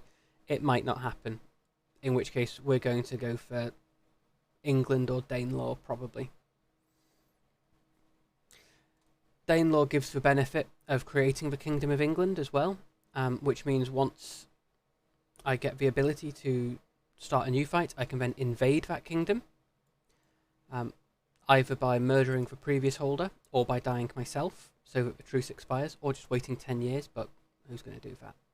So, available perks. We're now going to pick Scholarly Circles, so watch as my learning jumps from 13 to 19. That's nice. We're now going to, if we look in here, Hereditary Rule is now 28 years, which is good, and we're also seeing some upticks in each of the others. We're on 1-2%. So those will gradually increase. We're not focusing on them, so they don't get the huge benefit from being fascinations, but they do get a minor increase, which is useful. It means we can focus on what we need and the other stuff will still crop up sooner. Let's have a look. Is there anywhere left we can raid? So we've got here the Bishop of Wigton, 21 gold. That's good. We do like gold. Yngvar! Ah, my daughter Juniorino has given birth to a son, Yngvar, again. So on the idea of chat, you can be Slanesh. I will take any suggestions you have for kids for the future. We always need more names for the dynasty members because there are a lot of them. And that will just keep accelerating as we get more and more.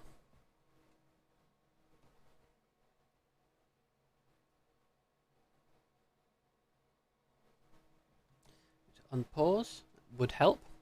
And we're going to now raid down the bishopric of Wigton.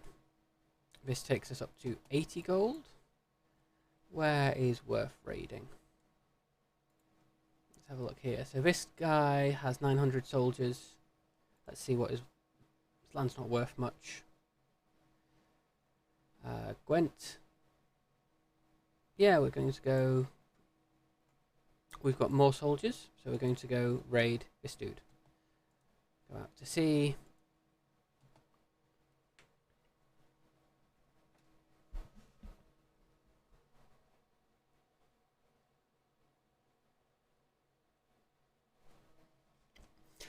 Since about a month back, I've been having a recurring dream in which I discuss theology with Loki, Njord, and Odin. Perhaps they have chosen me to spread their word and reward me with their blessings in turn. I will pray to Njord for wealth and abundance. I gain confident organizer, stewardship +1. Odin for knowledge and wisdom. I gain confident scholar. I gain learning +1. Loki for wit and luck. I gain confident schemer, intrigue +1. Or I cannot presume to be chosen. I gain 50 piety. No, I'm going to be super smart, thank you. We want that extra learning because the learning will increase the development speed. The development speed means we can then overtake the rest of the world when we come in with our high-powered space marines that are entirely full of bolt guns, when everyone else is still wielding just a spear and shield. Okay, let's have a look here. We've done these 2 battles, gaining about 200 prestige each time. That's good. Let's turn off raid and send you back home.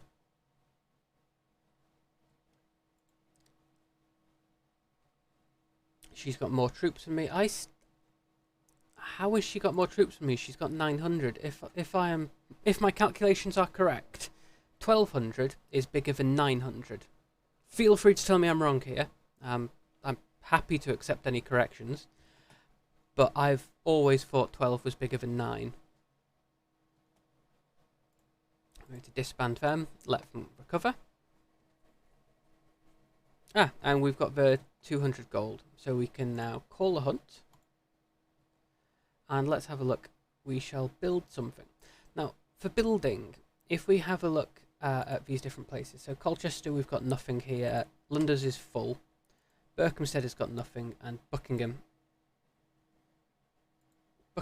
has got nothing. So it then comes down to what we want to do for each of them.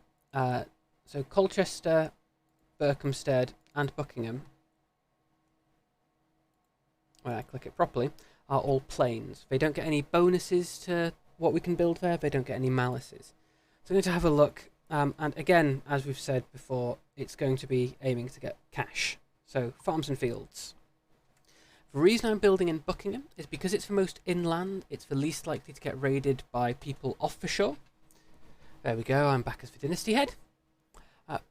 It might get raided by locals, but we can deal with that by raiding them back.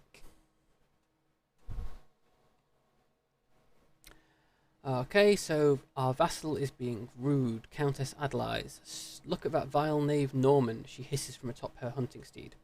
My vassal, Lord Mayor Norman, seems to have a hard time. He's a Norman called Norman. His parents were so imaginative. So you're acting like a child and will be punished like one. So I can give her the belt. She gets tasted the belt for 5 years. This is no way for a countess to act. I gain mediator for 5 years. She loses 20 opinion, or I can join in the teasing. I am brave, I am zealous, I am humble. I'm also a berserker. So personally, I think I'm going to say this is no way for the countess to act. We're brave, but we're humble. So we're not going to sort of just go in and beat the crap out of her. We're going to sort of go, this is how you should be acting. Be nice.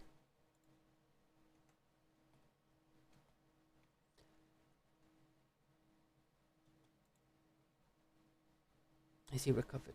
Okay, he's feeling fine.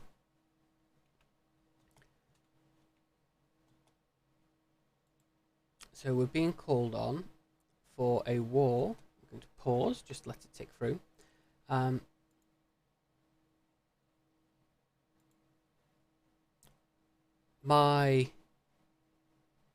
Someone of my dynasty is declaring war.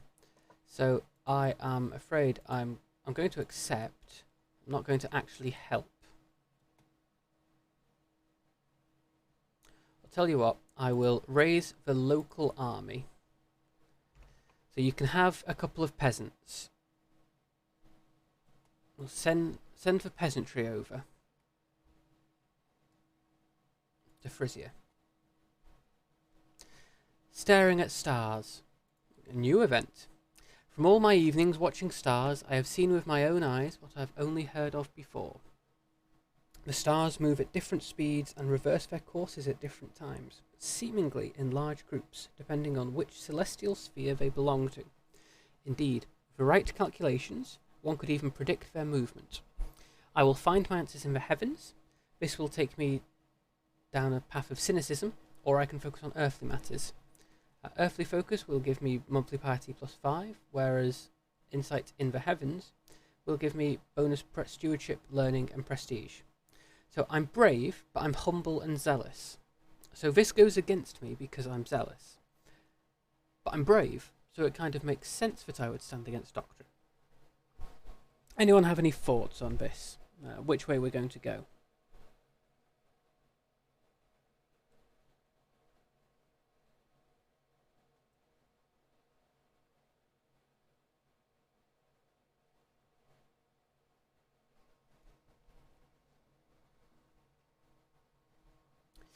So I suppose it makes sense to go for the option that doesn't give us any stress, because that's the one that seems to be most in character, so we'll go with that. We'll pick earthly focus for 10 years. We gain bonus to piety.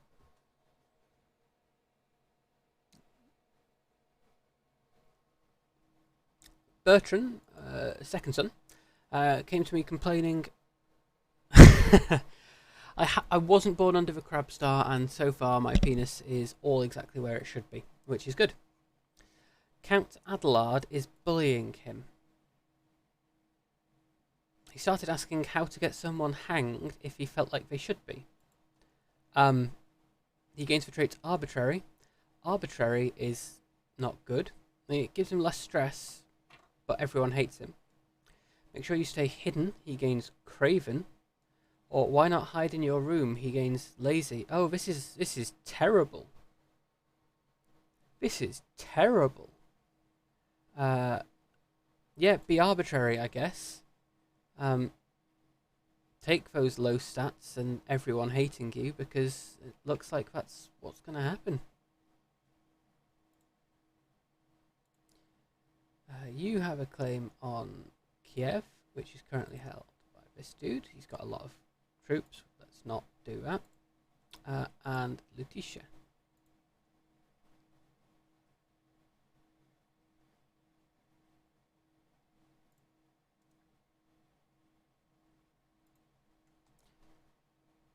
Let's let these guys.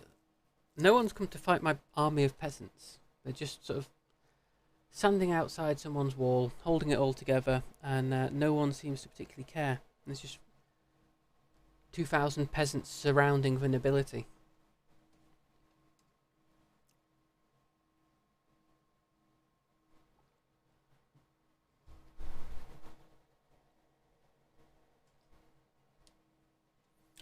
Power of the heroic sagas. Cecilia often quotes passages from the heroic sagas about the holy virtues. I should prove I have paid attention by quoting a passage of my own, preferably one which complements her personality. The lustful, paranoid, vengeful, astute intellectual. Courage. Well, she's not courageous. She's lustful, paranoid, and vengeful. Ferocity, not particularly sure she's ferocious. Or vindictiveness. She's vengeful. Vengeful and vindictive are kind of similar. So let's go with vindictiveness. Oh, she liked it. That's good. And here we go. Nope, the army is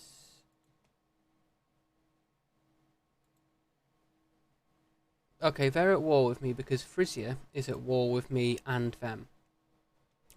So this is one of the problems other people have noticed, and I agree with. I'm at war with Frisia. Frisia is also at war with East Francia. Therefore, East Francia's troops dislike me. This is despite the fact that I'm not at war with East Francia. In fact, I'm not looking to claim the land that they're trying to claim. I'd be perfectly happy with them doing whatever. I guess it kind of makes sense. We're both after the same thing. Let's let these guys keep going through.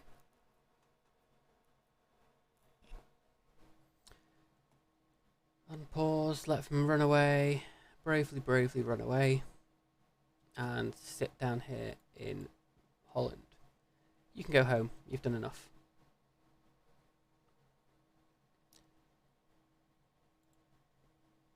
So you are my nephew. You've asked if my son can come and join you. Are you sure you want to be betrothed to her? Doesn't get you much of a... I suppose. Yeah, okay. Of course he will go. Yeah. Yeah, and you know what? You can have all my kids come to a party. That's the way it has to be, isn't it? You all remember in primary school, did you all have to invite your entire class to house or to your birthday parties? You couldn't get away with only inviting the people you liked. Ours, it was something like, if you're inviting less than 5 people, that's fine. If you're inviting 6 or more, you have to invite the entire class. Friendly developments. Taking my subtle hints as active encouragement, Count Berger has funded nothing less than a large-scale irrigation project in the Earldom of Buckinghamshire. It might be an overstepping of bounds in a lot of ways, but the techniques employed in the county of Evreux, Earldom of Buckinghamshire could become richer than it ever was before. That's really cool. So, Earldom of Buckinghamshire gets the well-funded irrigation project, which gives plus 10% development growth, and I gain 25 opinion of him. My daughter has given birth to a son. He is club-footed. So you can be called Crabman. Grow strong and wise, Crabman. Scuttle around sidewards. Buckinghamshire. Let's have a look at the development growth here. Development is currently 7, and it's getting a monthly growth of +1. Berkhamsted is 7, and it's getting a monthly growth of 1. Lunders is 8, and is getting a growth of 0. Okay, cool. We need something to actually give it the growth. So I believe we might have hit the development cap here. We gain a lifestyle... Oh, we've got lots of things popped up. So let's go through these one by one. My heir is unmarried. Yep, that's kind of deliberate. Let's have a quick check. Is there anyone cool to marry him to? So when looking for marriage, we might want to go for something useful. Or we might want to go for a good alliance. Now, there's no alliances here. No, I am filtering. So what we're going to do is we're going to marry him off to an intelligent woman, in the vain hope that we will finally start getting intelligent within our dynasty, because it's a really useful trait. It gives you a +3 to everything. And plus 20% lifestyle experience, so it's across the entire game, makes it so much better. Let's have a quick check. Okay, so empty council position, Spymaster. So the highest we've got is 15 on my concubine, but she hates me, so we're not going to put her there. Second highest is on my Vassal Knight, and he likes me, so yeah, 14, it's not great, but could be worse. But put my Marshal on to make the control better. Let's have a quick check. Have we got anything else? Steward is 17, Chancellor.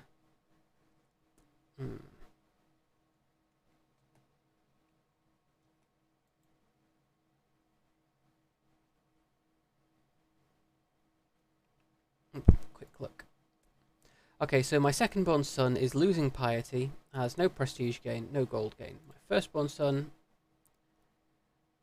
doesn't have any prestige gain, but does have piety gain. And we can host a feast as well. So, a cheery gathering. So this is the first event. Guests are gathered. The mood is bright. The spirits are high as the feast begins. Let this keep ticking through. Second event. As the feast is underway, our guests are eating and drinking merrily. Countess Adelise approaches Yngvar and me at the great table. This is a marvellous feast. All my compliments to the host. So I can have said I've done a great job, gain 150 prestige, but gain 40 stress. Or Yngvar deserves all the credit. We gain household efforts, so all my vassals like me more, all my courtiers like me more, and all my guests like me more. Yeah, I'm humble. We've got to stick with it. It makes perfect sense. The wine has been spilt. It's all gone bad. Yeah, we're going to go get wine in town, and we're going to pick up the open-minded perk. What we're aiming for here is learn on the job. We will gain 20% of councillors' primary skills added to our own. Sanctioned loopholes allows us buy claims. It's not great for us because we're a Viking. We can just declare war on anyone we feel like. And Scholar, as a final perk in the tree, gives you massive bonus to learning and to development growth. I'm not sure we're going to live long enough to actually get it though, but I could be wrong. Feast's over, we've gained some bonuses. We're now looking to survive 24 years, which will take us up to 78. It's doable. If we can survive until 70... Oh, yeah, I have cursed myself. A prisoner in my own body. I knew that getting older would mean doing everything slower, but I didn't think it would all come to a halt until my death. Lately, I feel a constant malaise, and everything takes more effort than before. I'm worried if I lie down, I might not be able to get up again. There is no doubt my time is running out. I can do naught but to await death's sweet embrace to claim me. I gain the trait Infirm. Cool. Okay, well, I guess if we're going to die shortly, well, yeah, we're nearly going to die, it might be worth just fighting for getting that extra bit of land that we can. So let's have a look. Succession. We're going to lose Duchy of Majorca to my second-born son. That's fine. We can take that. So let's have a look here. Jarldom of Kent. He's got 405. Allied to me, so I can't declare war on her. Jarldom of Yarnamoda. 798 to Huntingdonshire and Viking Essex. So Viking Essex has 700. Huntingdonshire has 700. She has 700. I have 2,100 myself. So what we're going to do is we're going to declare war. And we're going to... Ooh, we've got the Invade Kingdom.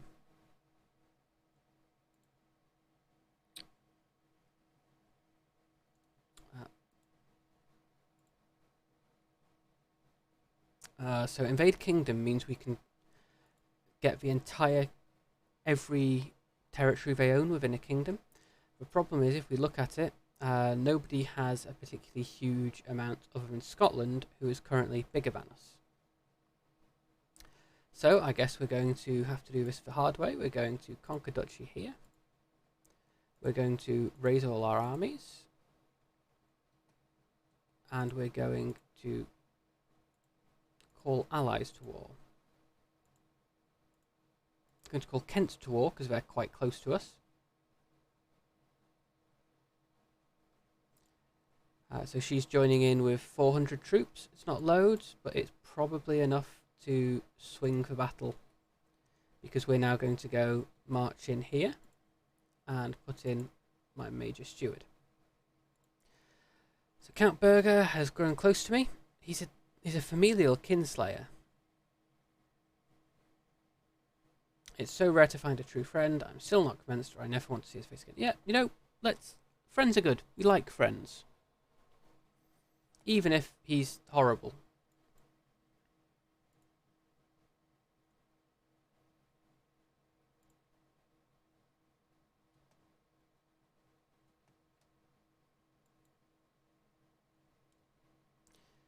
So this battle is vaguely even.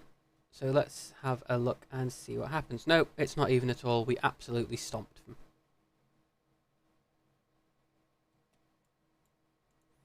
Let's go and fight more of them.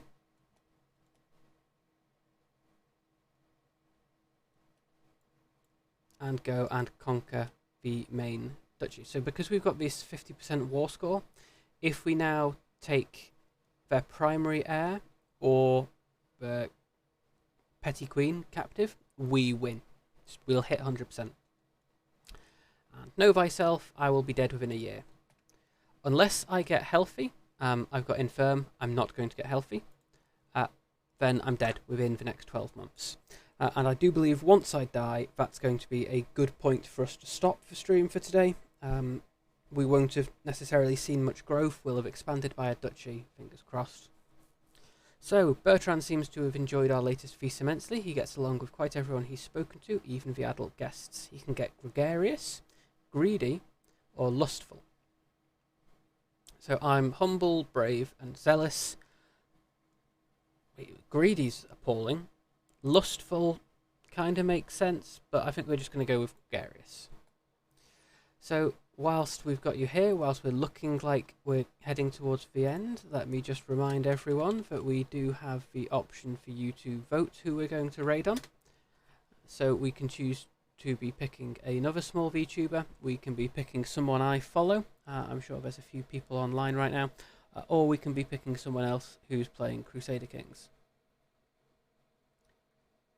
Let me know, go into the Google form, pick it out. Let me know who you are as well, just so I know who's paying attention and voting, and we can get that set up so that we get that raid sent off nice and quickly when we're done. Currently, it's looking like we're going to go raid another small VTuber. For the comfort of a friend, there are few things I enjoy more than readers' company. We walked the town together, tossing coin to the poor and forgiving a daring pickpocket. A few acts of charity and forgiveness can truly ease a stressed mind. After this short break, I felt more at ease than I had in a long time. I'm lucky to have a friend like Frida. I completely forget about the troubles of the world for a while. It's nice that we've got friends.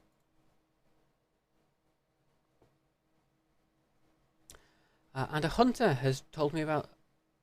my spies have informed him about a hunter causing a ruckus at the local tavern. The man has been spending large amounts of gold and bragging about the great deal he struck with a fancy lord in pearls and silk. So I gained more vigilance, or he belongs in my dungeon.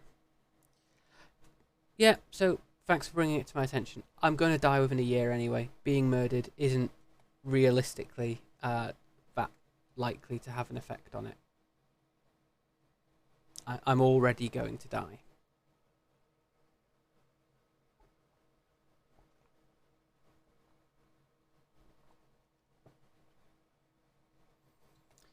So now we're doing a siege. We will switch out the commander to my steward, who's got military engineer. This means he will siege ever so slightly quicker, which is always good, because that's what we're aiming to do. So let's let that go through.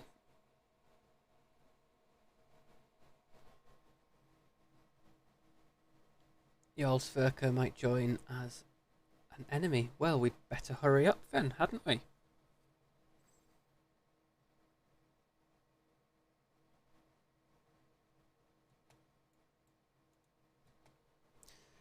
So let's go fight these peasants.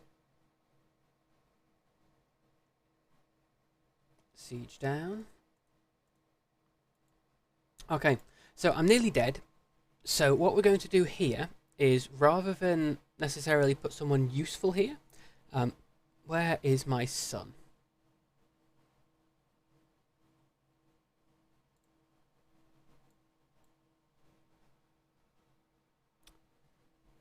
Where are you? Let's filter you to Munsö dynasty. Okay, apparently I can only... I can't give it to my son. For some reason. So we'll give it to my nephew. I guess. Power. We don't want to give it to him because he's already one. Yeah, we're going to have to give it to my nephew. So, fine, I guess. Look to convert Buckinghamshire, and it's all converted to Norman. Excellent, that's exactly what we needed. And then raise control level. Fingers crossed we get that sorted before I die.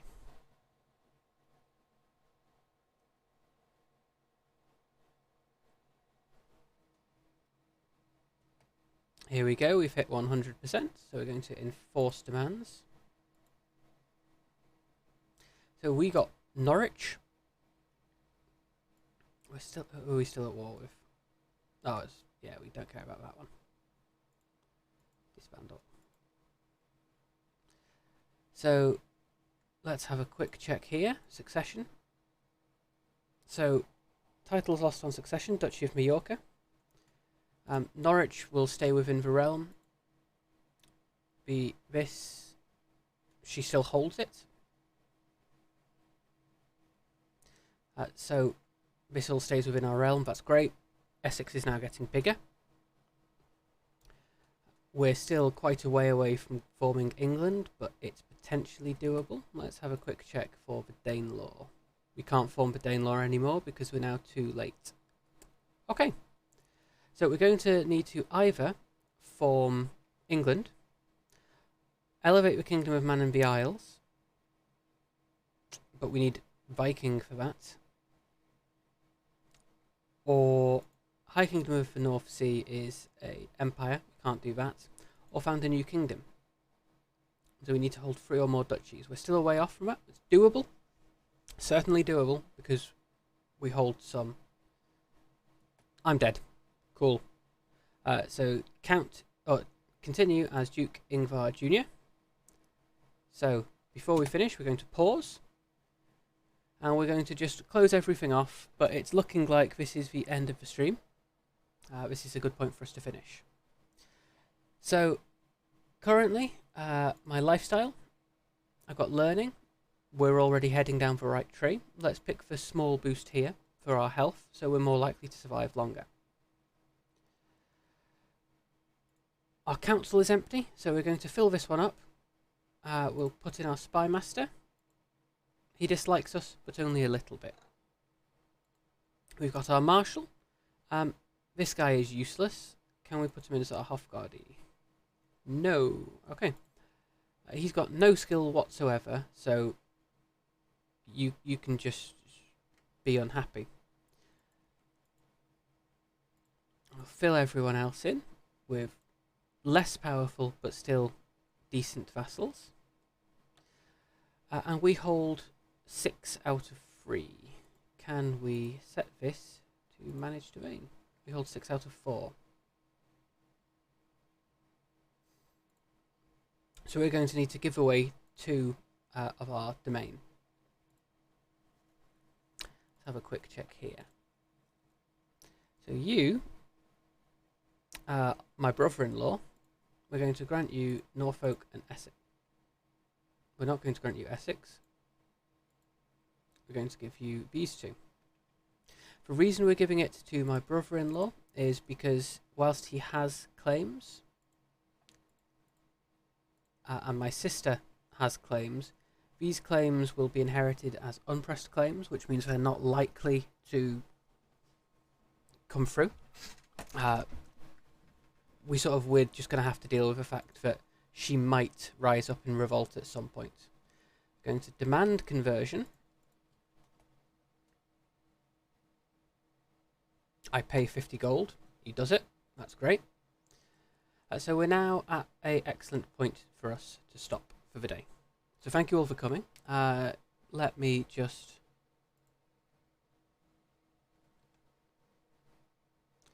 transition over to our ending soon screen.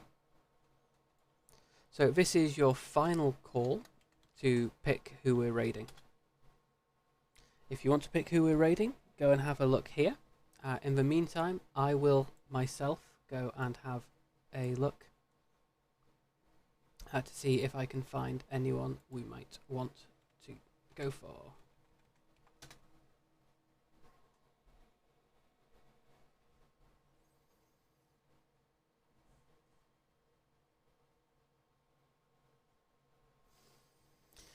So I've gone into the VTuber tag. Let's have a quick check here.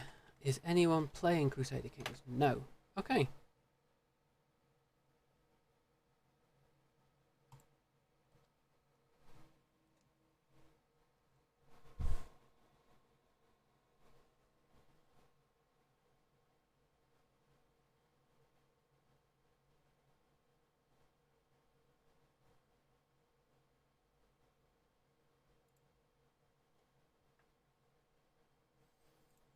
Okay, I see we do actually have one of my friends is currently streaming. Tell you what, we will go and raid here.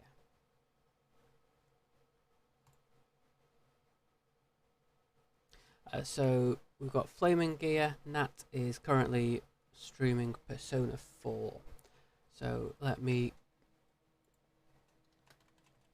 Here is your raid message, ladies, gentlemen, and raid message, ladies, gentlemen, everyone else.